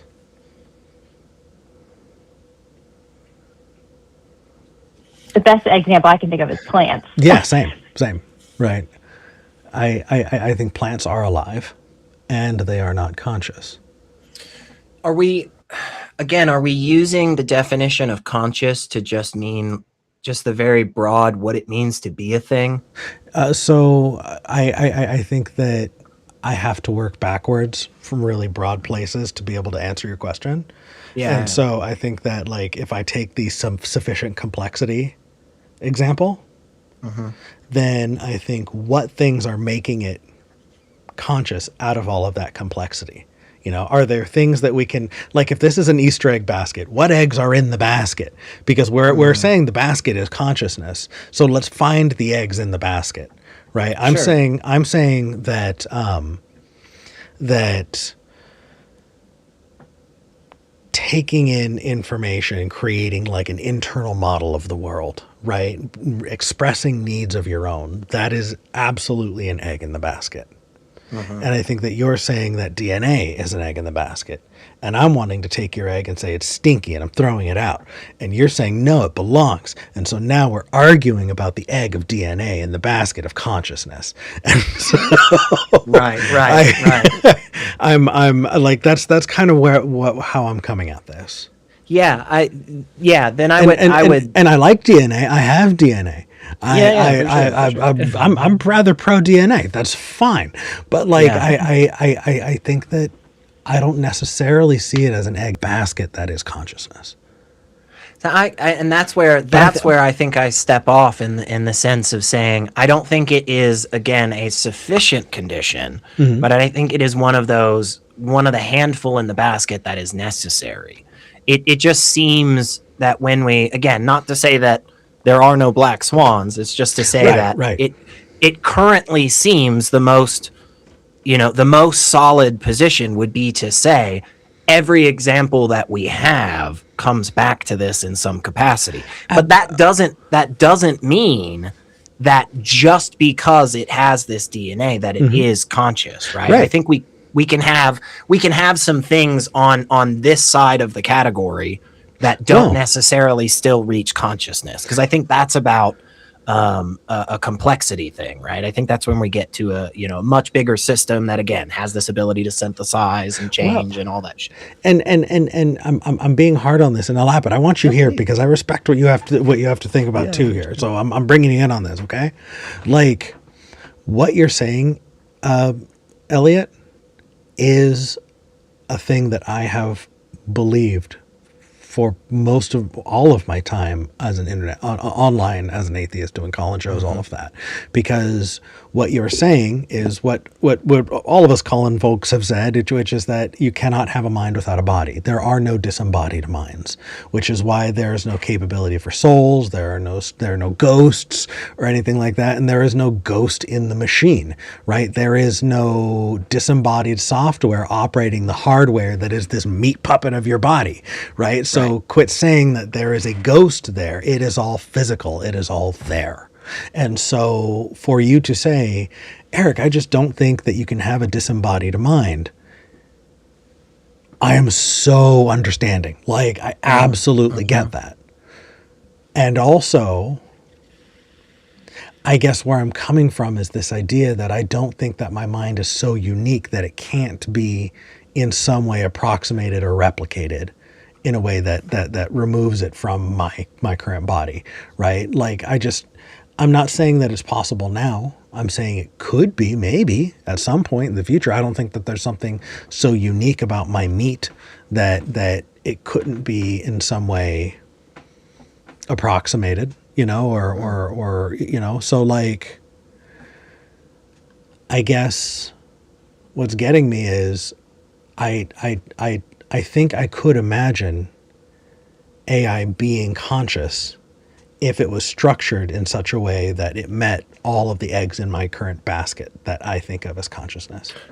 Well, I mean, I'm with you there. Okay. I think if AI were to hold the criteria, right, that we both agree on, right, it would get to consciousness. But I think one of those criteria is DNA. Has to do with like, I think that again back to the structures of it. I think the physical structures of it, force it into. I think your hypothetical future, Elliot, is way more horrifying than mine. I'm not disagreeing necessarily. I'm not saying the consequences are great, guys. Just want to point that out. Like, I often tell people when I talk about free will, I'm like, just so you know, you're probably going to be real bummed out. Like, that's what you're saying is very upsetting. That is definitely more Hellraiser than I want. No, that's okay. So, I know we've been on this for a really long time. Alapid, we do have another caller, but I wanted to see if you had any other thoughts or anything else you wanted to throw out there. I think I do. I think it was like an interesting thought process to start do you need DNA to have consciousness? Yeah. So, and then I felt like they were getting lost in the weeds a little bit of what if DNA has experience. And I think the best example of that is epigenetics. It's as close as we can get on a molecular level. But even that's kind of I would say that's loose, since it's such a weird thing to say a molecular piece has experience. Just it's kind of weird to say does AI have experience? It's it's more of just taking things that was given to it so it can work things back out at you. And I think we're doing a little bit of post hoc rationalization in both of these scenarios. We really are, right? Because experience, the only reason we're saying maybe it has experience is because after all of the experiences, right? We come back and we go, oh, maybe it chose or it did things differently or whatever. I do think again the language isn't perfect here. We don't have good language to talk about. Yeah.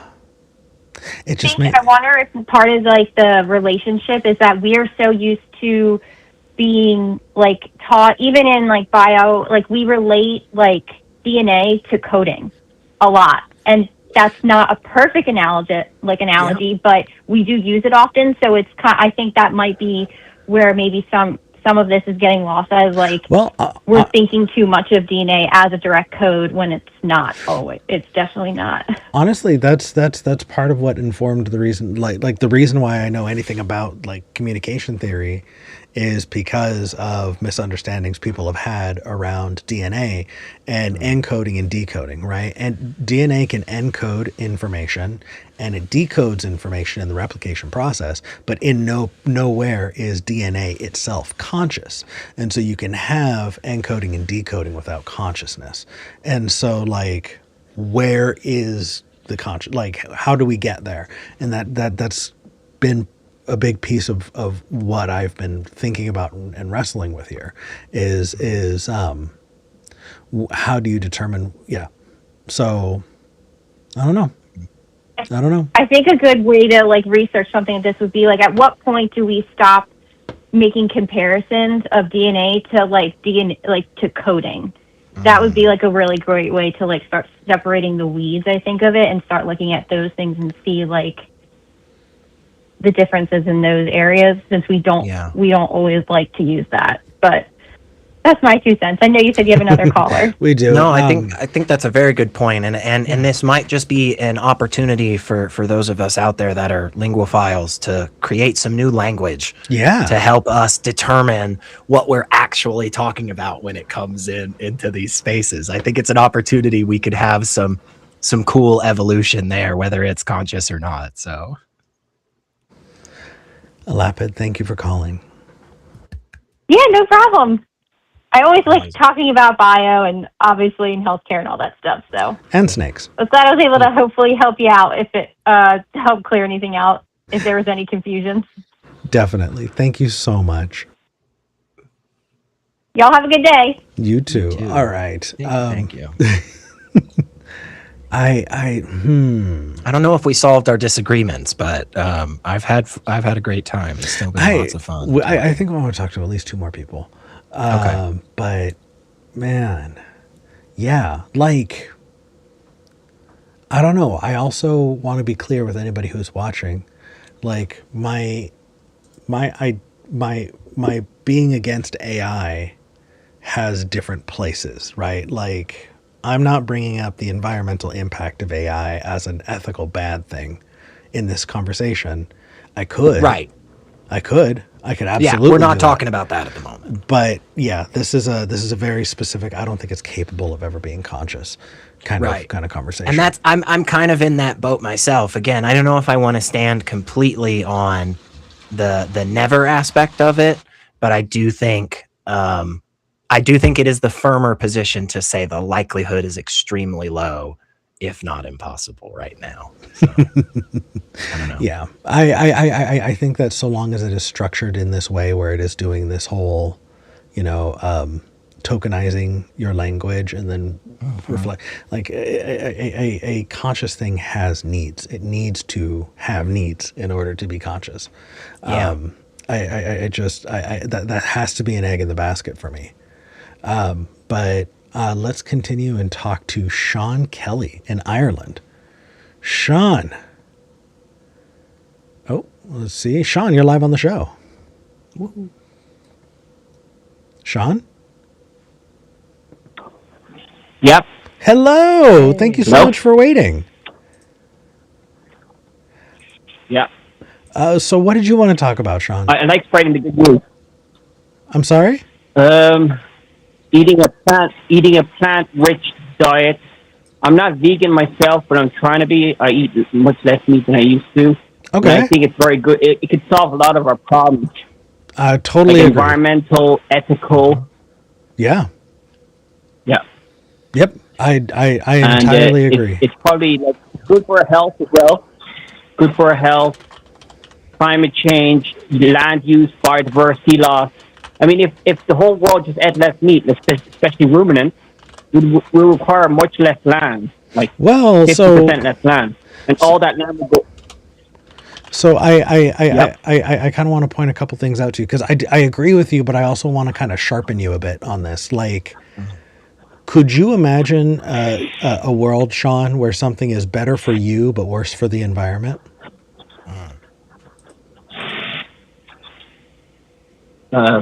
Better for me and worse for the environment. Yeah. Using fossil fuels. Sure. What about using health-wise? fossil fuels. What about health-wise? Right? Maybe. Short term, it's better for me, but long term, it isn't. There is probably things that are better for me that are bad for the environment. There's a lot of things that do that. Yeah. Okay. So when you're making this argument, I think that the health aspect of it is great, and I agree with you. And the environmental aspect is great, and I agree with you. But when you bring them up at the same time, they actually don't have the connection with each other that strengthens your argument. You know what I mean? Say that again, sir. Sure. So I think that when you bring up like the health aspect, I agree with you, right? That a plant-rich diet is healthy, and I totally agree with you there. And when you talk about the environmental impact of me eating a plant-rich diet, I agree with you there too. But the two things themselves, right? The health impact and the environmental impact, those don't exist. Those should not exist in the same conversation. Why is that? Because something can be healthy for you and bad for the environment. Something could be good for the, like the best thing for the environment is for humans. The best thing for the environment is for humans to stop existing. Right? Would you agree with me? Well, it depends on the population. I mean, So if we kept the population at a really low level, we yeah, could still have a healthy environment in a certain population. we could. It'd probably be bad. Like if you're a Thanos snap, sure. Like I don't think what's good for humans and what's good for the environment are necessarily the same thing. So while I agree with both your points, I don't think they belong in the same conversation. I think a good conversation to have is about health, or a good conversation to have is about environmentalism. But when you're bringing them both up, I think that I don't think they belong in the same conversation. Yeah, but we need a healthy environment to sustain our current population. That's why I bring up the environment. Sure. Okay. I mean, So- climate change is going to affect the environment. It's going to affect, because I'm a beekeeper, or used to be a beekeeper, not as much anymore. And climate change and biodiversity, like the loss of wildlife, affects the pollination potential of our bees for honey production. So agriculture has a big impact on wildlife.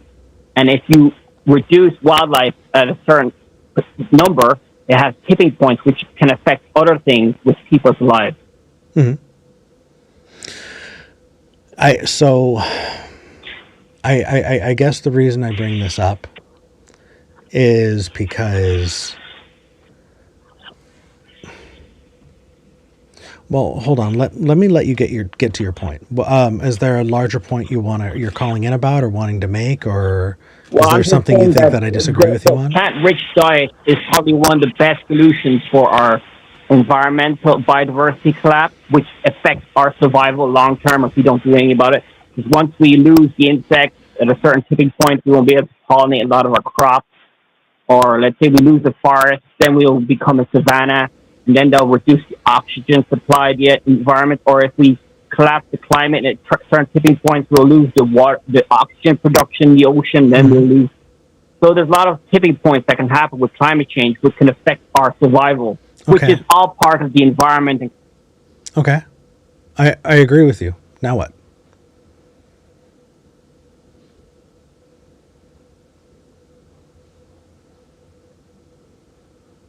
Sean? Sean, are you still there? Sean? Okay, so I'm still showing Sean is on the call.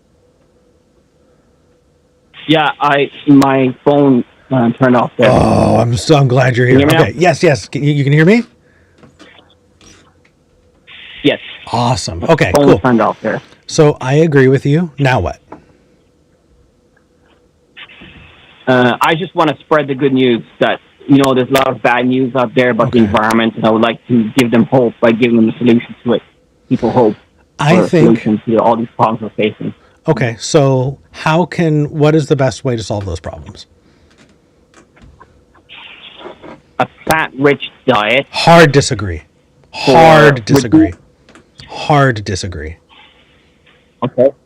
I think that the vast majority of the detriment to our planet is done through not personal things, but factory farming issues.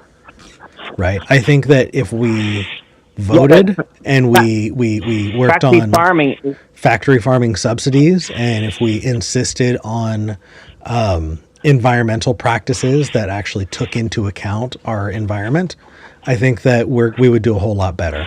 But I think that when you bring it up on people, But regenerative. here's There's such things as organic farming, regenerative agriculture, permaculture. right. That allows animal agriculture, but it will require you to use more land, more human labor, and the meat will be more expensive Sean. because the meat that you produce from that is not as efficient as using genetically modified artificial fertilizer Sean. and crops that you direct. It's more efficient using fossil fuels. So I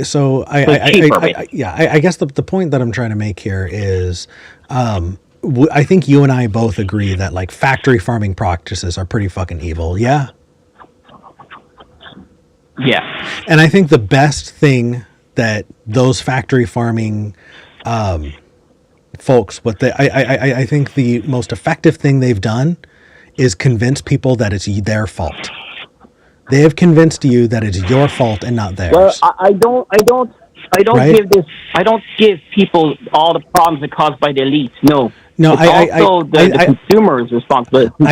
I think the elites have done a very good job of making the consumers blame themselves for the massive impact. Because I let's take care of where the most of the impact is first before we can I think that you're repeating talking points that those organizations you hate have fed you.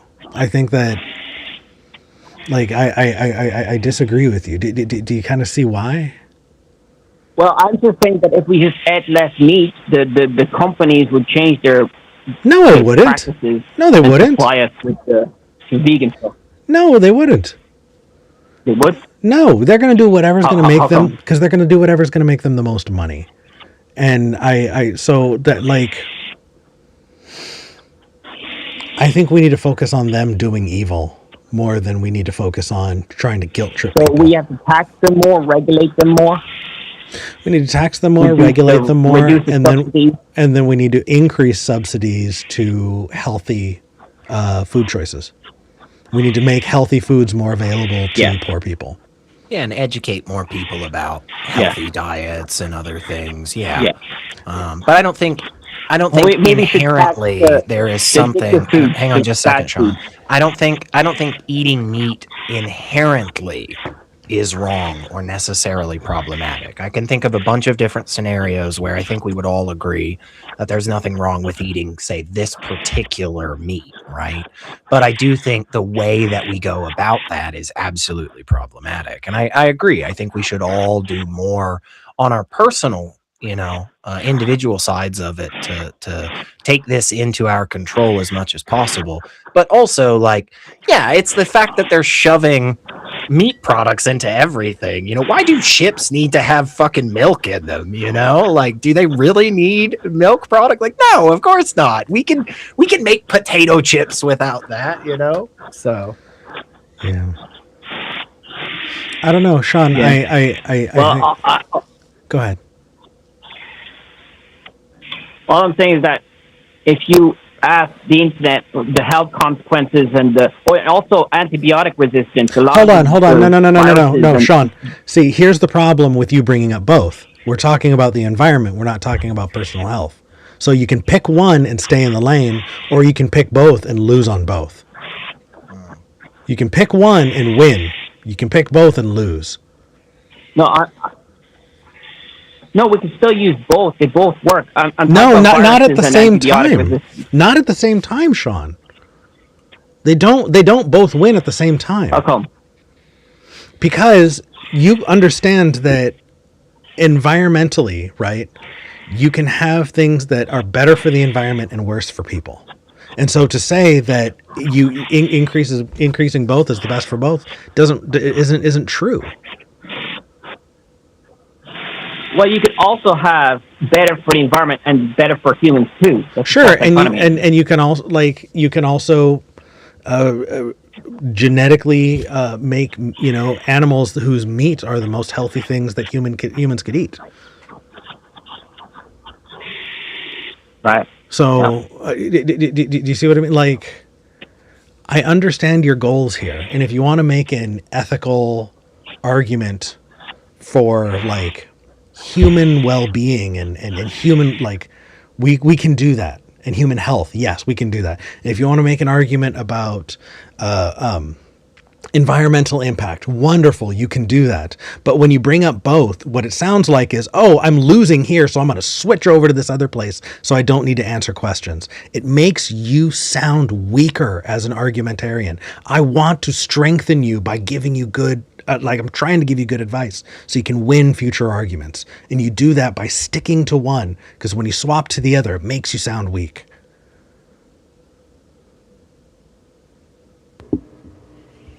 I think you could tie these together, but it's a little, it takes a few steps. And 9 out of 10 people are going to do it wrong. Let's not. I'm not advocating. I think what you're saying. I would love for Sean to call into other atheist call-in shows and fucking destroy all of the atheist call-in shows and all of any other call-in shows by picking one and sticking on it and being like, bam, just fucking dropping facts. Because Sean, I agree with you on these points, but when you bring them up together, it doesn't do well.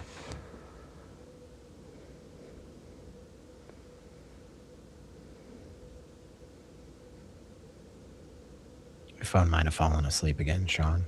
No, Sean's phone died.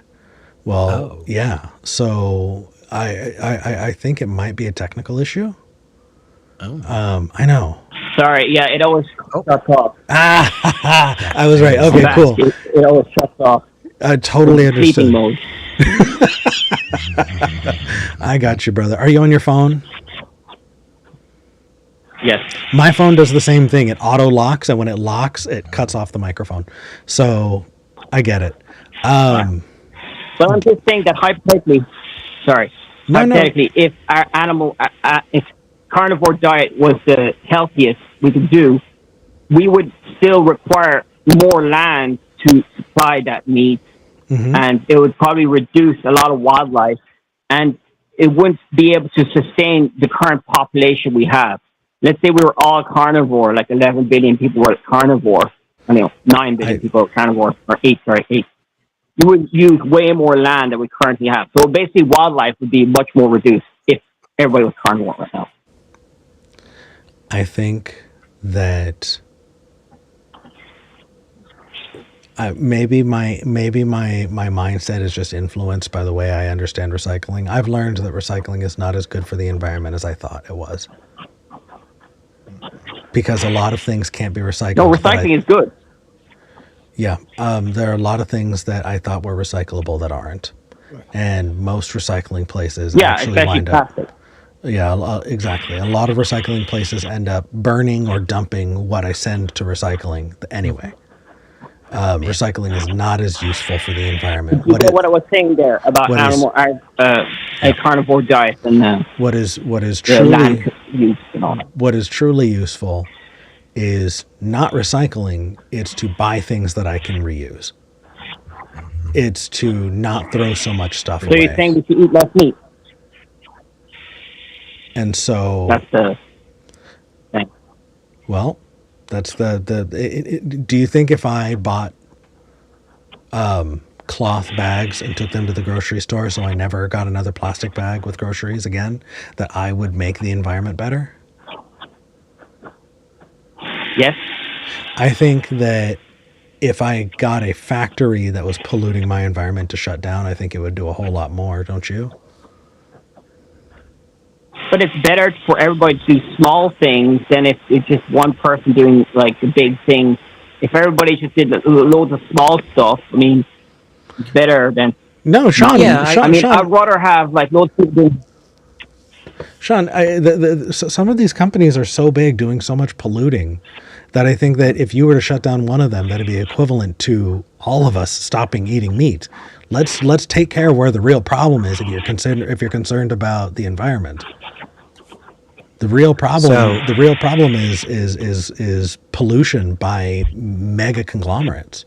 Let's take care of that. So just to add some actual numbers to this, because this is part of where I come to it, very similar to where Eric is. Like, while recycling, yes, we should still try to recycle. I'm not saying don't recycle, but I am saying reduce and reuse are way more effective, right? So think about it this way. Let's say all three of us recycle all of the Coke bottles we use today. Let's just be super crazy about it and say we all drink 10 single-use plastic Coke bottles every day, and we recycle every single one of those. That's 30 bottles between us, okay? Every single day, there is an estimated 300 million bottles manufactured and circulated by the Coca-Cola company alone. It's a drop in the bucket, right? Whereas, and again, I think this is kind of where Eric's coming from on this, is if we were to make bigger changes, more systemic changes, as opposed to, man, what if we could just get our whole neighborhood to recycle for a week? What if we could just stop them from producing 300 million bottles every single day, right? Like, what if there were different systems in place? For instance, this probably wouldn't work with food products, but some people may know about these facilities where you bring your own shampoo bottle or soap bottle, and then you get to fill up your soap bottle or shampoo bottle for a price, and then you just take it back home. You don't ever have to buy another single-use plastic again. You just constantly go back and refill with these types of items. That's a system that would actually get all three of us to our goal a lot more effectively. Yeah, but it's not always I'm just saying that it should not only be the company's responsibility; it should also be the consumer. So, sure, I don't disagree that the consumer has responsibility as well. Absolutely, but this is the reason why we have things, at least like in the United States, and a lot of other countries do as well. Something to the effect of the Consumer Protection Bureau, right? We don't think it's okay for companies to put arsenic in our baby food and tell us that it's safe to eat, right? And one of the reasons that we feel that way is because we had systemic changes where broader impacts, as opposed to just, well, if the average person would just stop feeding their baby arsenic-laced baby food, it was like, no, wait a second. These companies are putting it in there. Yeah, I personally think, Sean, that if you want to make an environmental argument, you need to address it systemically. And if you're not doing that, you're not being serious. Well, voting is a small thing humans do. I mean, obviously, there's always the activists, the politicians that are trying to change things, but they only get their power from the consumer. No. Small bits, so small. No, Sean, that's because you live in Ireland. I live in an oligarchy. That is not true here. Have you seen what's going on in my country? Well, everybody. Oligarchy. Yeah. I mean, every country is kind of an oligarchy in different ways. Yeah. I am hoping every day that my vote will actually count at all in the next election, or I'm hoping that I'll even get to vote. But the point stands here, though, that if you want to talk about environmental change, you need to talk about it systemically. And if you think that individual efforts are even remotely comparable, you're wrong. You're just factually wrong. Well, if a politician, let's say Bernie Sanders won, the next election, he would regulate the companies, he would tell them to be more eco-friendly, which would lead the companies to be like vegan, make vegan stuff, sure, solar panels, windmills, nuclear power, reforestation, all that good stuff. And then you could eat bacon. That force the consumer to change their ways. It'll make the consumers also change their consumption. Maybe. But then again, I mean, so I understand, Sean, that you're trying to make a pro-vegan argument. I think the environmental piece I'm not even vegan, though. I eat less meat. Oh, that's good. Especially ruminants. Because ruminants, beef is the highest a user of land and water in the animal agriculture. Beef is Really? the highest in consuming of water and land. Yes. I Red did meat. not know that. Ruminants, generally. Huh. Insects and like fish. Well, there's a UN FAO chart of the environmental impacts of animal agriculture, and beef is the top one. Second is dairy or sheep, lamb. So it's just like, obviously, I'm not saying you should go vegan, but I'm saying that if it's just less, and obviously the economic impact of the war in Iran might force us to become more plant-based, because the fertilizer prices are going to go up, so it's going to make us eat less meat, because meat is going to be more expensive because of the war in Iran. Yeah, Sean, I would love to take more time on this call. And I know that we are out of time. Well, sorry for the bad news, but there's hope. I hope there's people will think more about eating habits and all that. Oh, for health as well, health reasons. I agree. You know, the crazy thing is, I think you may have called into the only atheist call-in show that's probably just going to agree with you. Yeah. I agree. Yeah. Well, you didn't agree with me fully, but yeah, I get we agreed like 70% of the time. Yeah. Yeah, largely It's funny because speaking, Matt Dillahunty is like a quite rational person, and he's like really anti-veganism. Well, and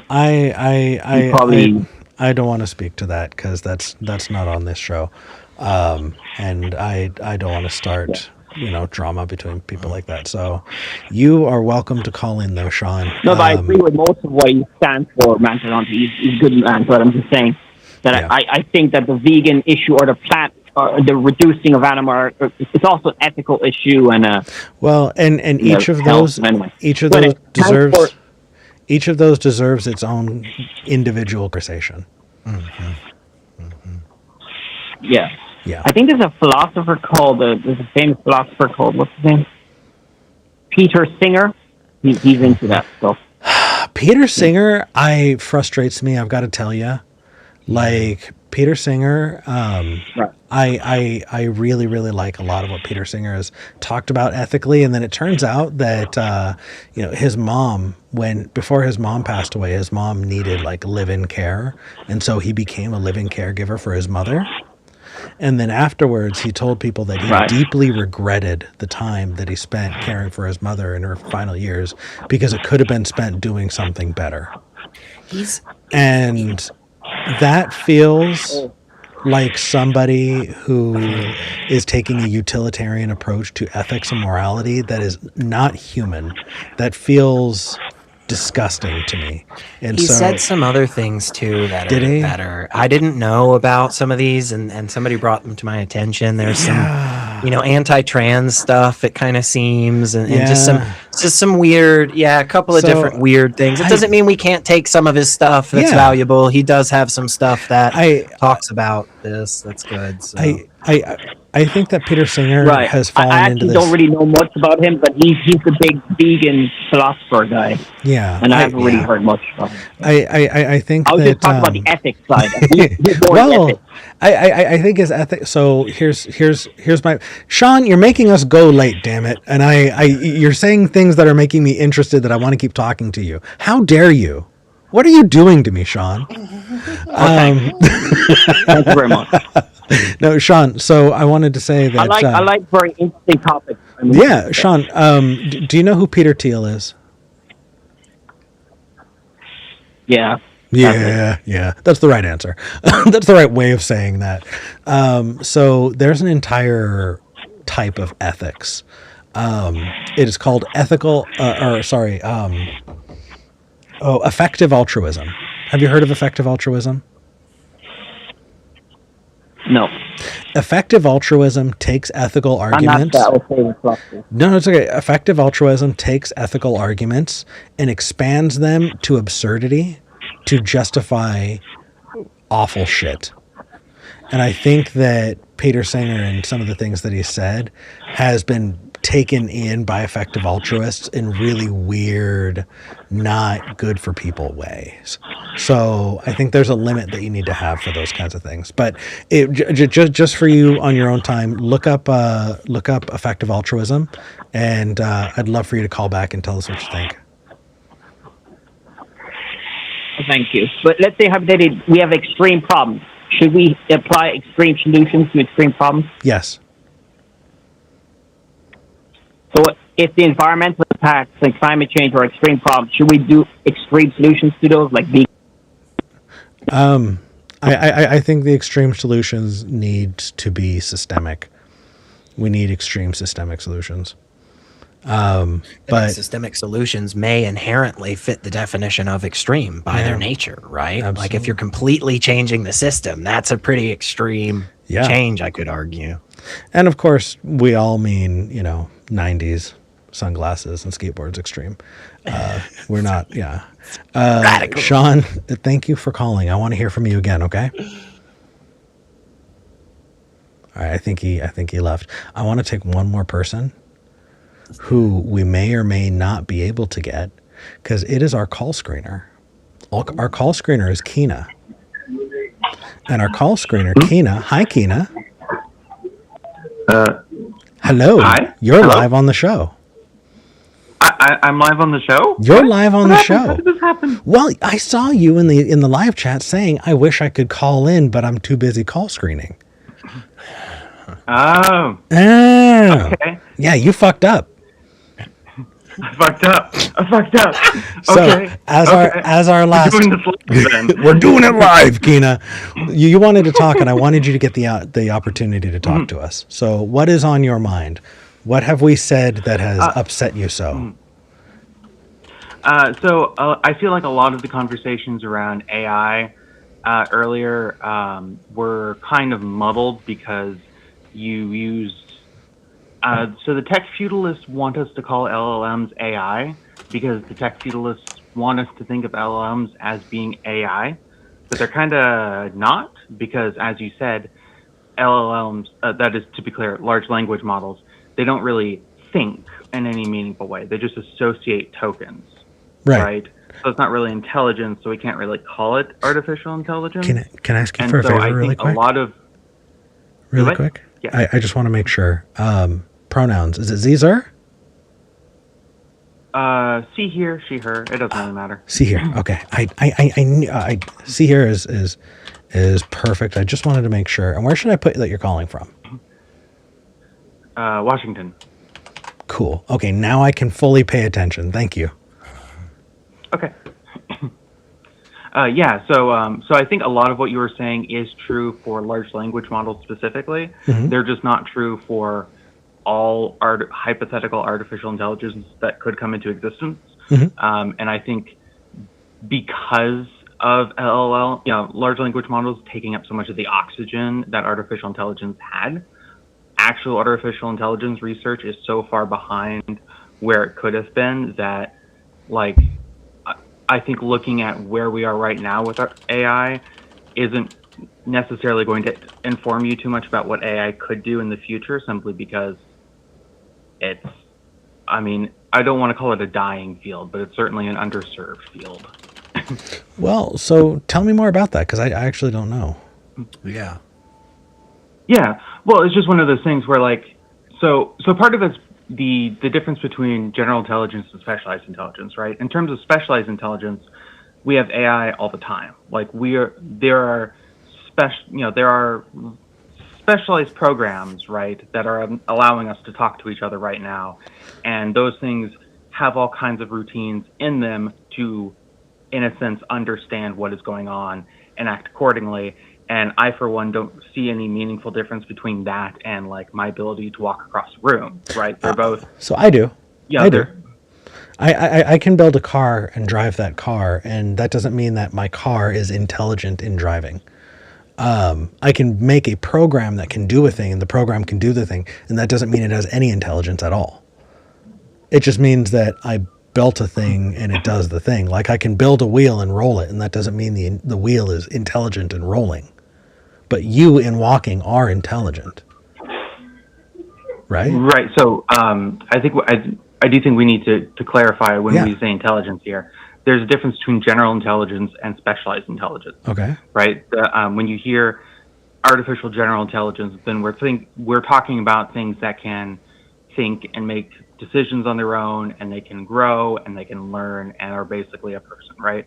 When we're talking about specialized intelligences, we're talking about things that are designed to do a specific task, and they may or may not learn or grow within that task, but they can't really move outside that, right? Well, so like, for example, it sounds like by definition it cannot do more than just be, because if it can grow, then it would be general intelligence, right?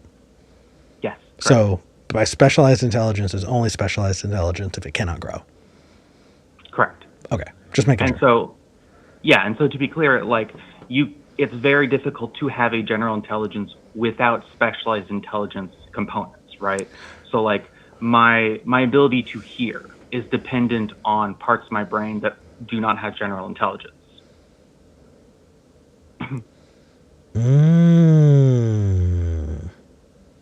I hear what you're saying. Continue, please. Yeah. So we already have all manner of computers that have specialized intelligence. In fact, that's kind of the entire point of them, right? That's why using a computer is such a different experience than like using a coffee mug, right? Because one of these is designed to do intelligence work, and one of them is just a purely mechanical object to do purely mechanical things. I think a computer is a mechanical object as well. Sure, in the same way that the human brain is a purely chemistry object. Well, so the thing is like, how do I describe this? Are we thinking mechanical in the sense of reliable inputs to outputs?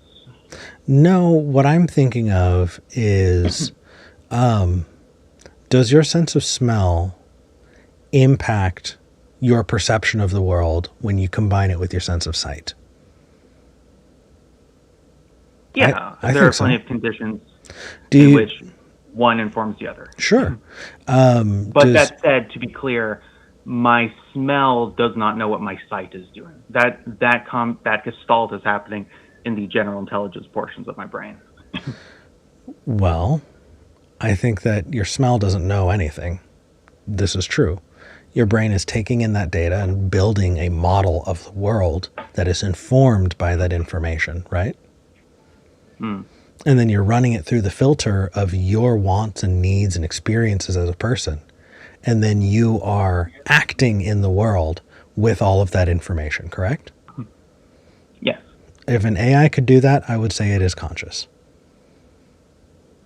Okay. Now, well, when an AI acts, is it acting on an internal model of the world that it is then operating on, or is it breaking things down and operating off of assumptions about you? Like, am I a smart mirror of Kina, or am I a person who's talking with his own wants and needs to Kina? right. I mean, I think there was also some ambiguity in how you were using the word conscious. Like, I feel like your usage of the word conscious is pretty much synonymous with metacognition, which is kind of a feature of general intelligence specifically. No. Which kind of means no? No. Metacognition is thinking about thinking, right? Yes, correct. Right. So when I run a defrag on my computer and it is determining how much storage space, is it doing metacognition? I would argue yes. I don't agree. Or at least very close to it. Something very close to it. That's because I think that you are anthropomorphizing what the program is doing. I think it's complex, but I don't think it's more complex than any other machine. Like, right. So to be clear, I think it is in the strictest sense engaging in metacognition. It's just not engaging in it like in the way that we normally think about it. So I would not generally call it metacognition. I just thought you were making it. No. Going somewhere else. Well, so I'm trying to feel this out, and I'm not entirely solid here, but I'm really trying to push hard because I want to come to these conclusions myself. If your gas tank is running on empty, and you look and you see that your gas gauge is getting low, would you say that your car is engaging in metacognition? No, but a car is not the same as a computer. Why Cars not? are, at least older cars, are much stupider than that. They are. All right, stupider is a really Well, bad term that's- to use in this conversation. No, I mean stupid in the sense of like the opposite of a smart device, right? Like if we were talking about, I have a friend who has an electric vehicle. It's embarrassingly a Tesla. She bought it before Elon's bullshittery was common knowledge. It has a lot of features to, like a lot of diagnostic features, right? Like her car actually would know, oh, I'm low on battery, and it would adjust many of its other features to accommodate that. Like it would start turning off the air conditioning. It would start displaying alerts. Like it actually would change its behavior because it knows that it's low on fuel. What are your thoughts, Elliot? I don't know that I have a lot to push back on. I think we're all kind of touching on similar things. Go ahead. No, please. So I have a friend of a friend who, they're no friend of mine, but I know them and I'm aware of them, and they are convinced that AI is conscious right now. And they came to that conclusion. Female. They came to that conclusion. Elliot, you shut your whore mouth. I'm sorry. I'm not saying anything. I just am adding a data point. That's all. You have no, you shush. What this friend of a friend did is they had their own idea of what consciousness is, and they talked to an LLM, and that LLM met all of their requirements, and so now that friend is convinced that AI is conscious. Okay. I'm looking at that and looking at myself and going, okay, what is it taking for me? What eggs do I need to find in the basket of an AI? You know what I mean? For me to say AI is conscious. And Right. I think all three of us are doing that, no? Yeah, I think so. A little bit. I think I mean, there's we're all having at least some similar eggs in that basket. Yeah. You know. I think my basket is probably just smaller than yours. Like, I don't actually consider conscious to be equivalent to personhood. Like, if anything, I consider consciousness to be probably a base requirement for personhood, but like, it's not a big word to me. Well, I think Like, my it seems to be cat for a is lot of conscious, but I definitely don't think my cat should vote. So like we we can agree these are generic, but at the same time, my cat is not in standby mode until I interact with it. It is operating on its own wants and needs. And I think that is a thing that I'm going to need to see an AI do. And so long as an AI exists as a reactive mirror to us, then we're not going to get there. And I think it's going to be more difficult because dynamic scripting makes AI do things that appear to us to be spontaneous, but they're not.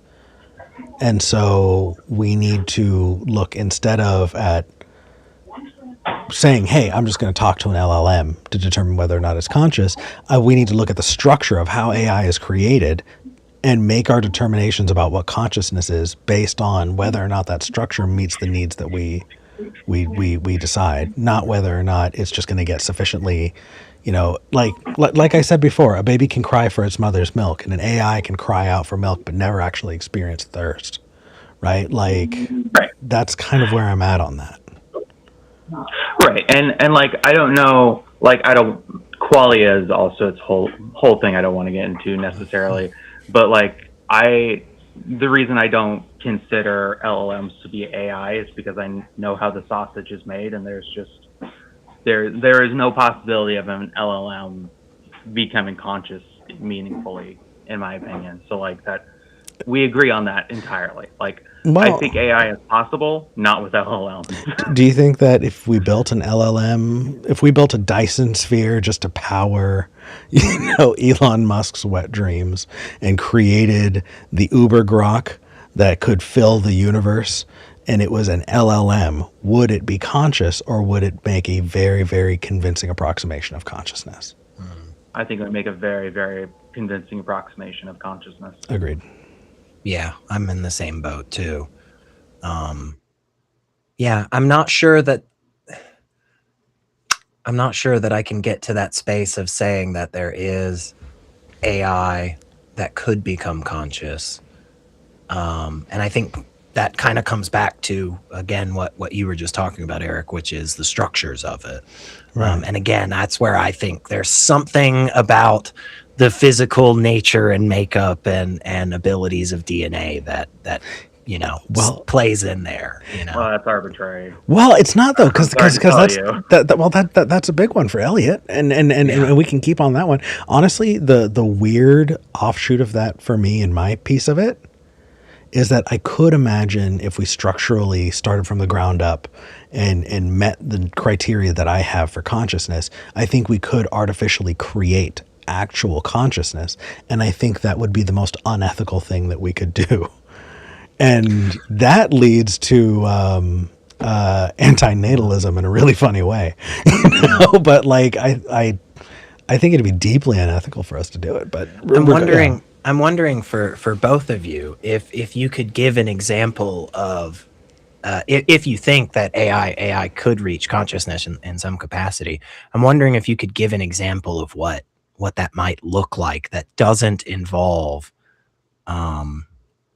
physical structure like DNA. If there's not something there, is there AI that would be conscious that doesn't have those characteristics to it? Yeah. I'm just not even sure what DNA has to do with it. DNA has to do with the substrate of your brain. It's not necessarily directly correlated with the patterns that make up your brain, other than just, again, the fact that it builds the physical thing, right? If we could copy all of, I am of the opinion that if we could copy all of the patterns in your brain into a perfect android body, it would act pretty much the same as you, right? The DNA that's where I think useful we go for back getting to the Elliot, but it's not approximation of Elliot. consciousness that Eric was talking about. Like, I don't think what you have there is consciousness. I think what you have is just a sufficiently complex machine that approximates. Keena, I think, Elliot, correct me if I'm wrong, Elliot, I think that you believe that for a thing to be conscious, it needs flesh. It needs meat. Yeah, and that's just bigotry. I'm sorry. No, I don't think it's bigotry, but also I don't think that's what I'm saying at all. I don't know that Really? DNA in and of it's like, do you consider the walls of an amoeba flesh? I guess it. Wow, we're getting way down there.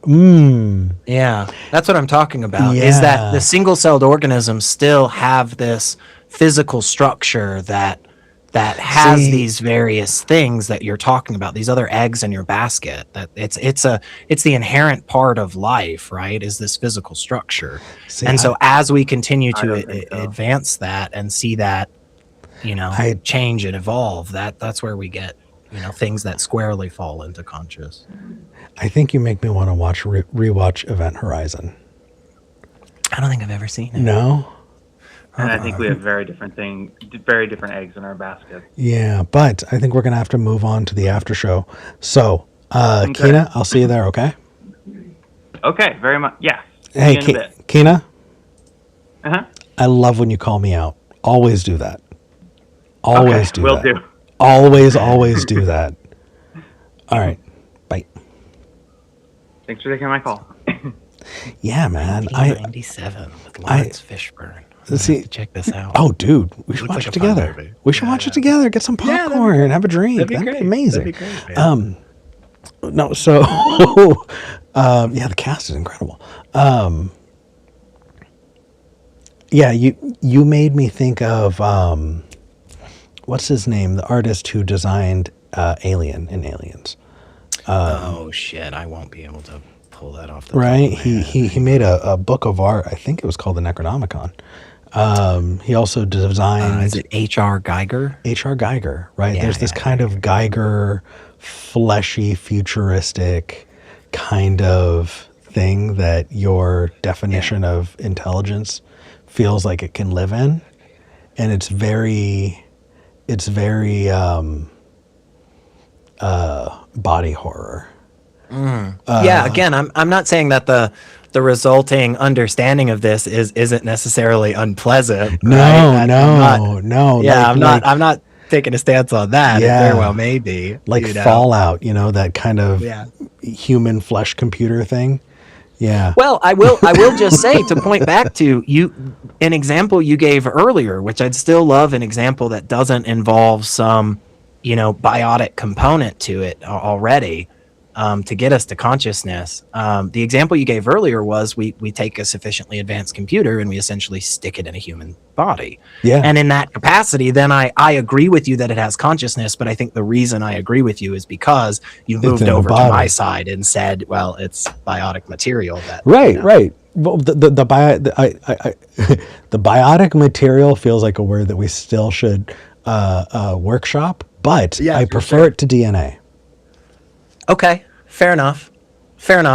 I can accept that. I can, again, because like I was saying with the Lapid, I absolutely agree that a lot of the language and a lot of the ways that we talk about this stuff isn't perfect, right? Yeah. And I think that's what happens when we talk about souls and supernaturally things. Like consciousness is the closest thing I think we've got to one of those things, and it's very difficult for us to talk about. But I think that's a fair critique is, hey, instead of focusing so much on DNA, maybe we make it a little bit broader to biotic material, because then that could include proteins and RNA and some other things. Yeah. And those probably need to be included in this too. I think that's reasonable. Yeah, and honestly, that makes it way more palatable to me. Okay. So I think there's some type of biotic component that has to be involved, as well as the ability to take in new information, synthesize that, and put that out in that encoding, decoding kind of communication thing. It's those two things maybe seem to be together. Is that? Well, I think I need to disagree with you in order to sleep at night. Otherwise, there's just some horror there that I'm not ready to deal with. But that's something I'm going to need to do in future episodes. Elliot, I love hanging out with you. And by the way, when I told you to shut your mouth, I was making that as a joke. I hope you took that as a joke. I was just playing. I always have a good time. Okay. We always push back on stuff, and when we first talked about this the other day, and you were like, "Hey, I've got this idea," and we were both like, "I don't know exactly how much we disagree." And then before the show, we started talking a little bit. And we were just like, "No, wait." Yeah, we're both ready to blow our loads before the show. We had a bunch of great stuff. So I think we got some good stuff out there for sure. We touched on a bunch of different good topics. So I missed your face too. I missed your face. All right, I'm gonna hop into the after show. Are you gonna be able to join or not? No, I've got some errands and stuff to run, but they're all fun. So shoot me a message later if you want to talk. If you want to watch our Event Horizon together, that would be great, man. That would be awesome fun. Yay! So until next time, though, where can people find you? You can go check me out on a bunch of different shows and stuff. I was on Atheist Experience like a week or two ago with the Cross Examiner. So that's a great place. And then anybody in the Middle Tennessee area looking for folks, there's all kinds of great community and stuff you can find all over. And go check us out and hang out. Love it. Elliot, thank you for joining. Of course. All right. Until next time, I'm Eric Murphy. I'm Secular Rarity. Oh, hold on a second. If you like the show, like and subscribe. Hit the thumbs up button. If you want to support us, patreon.com/Skeptic Generation. That's patreon.com/Skeptic Generation. It's a cool community, and every little bit goes right back into it. So, truly. Okay, I'm Eric Murphy. I'm Secular Rarity, sorry. This is Skeptic Generation. We are glad we had this talk. Fuck yeah, we are.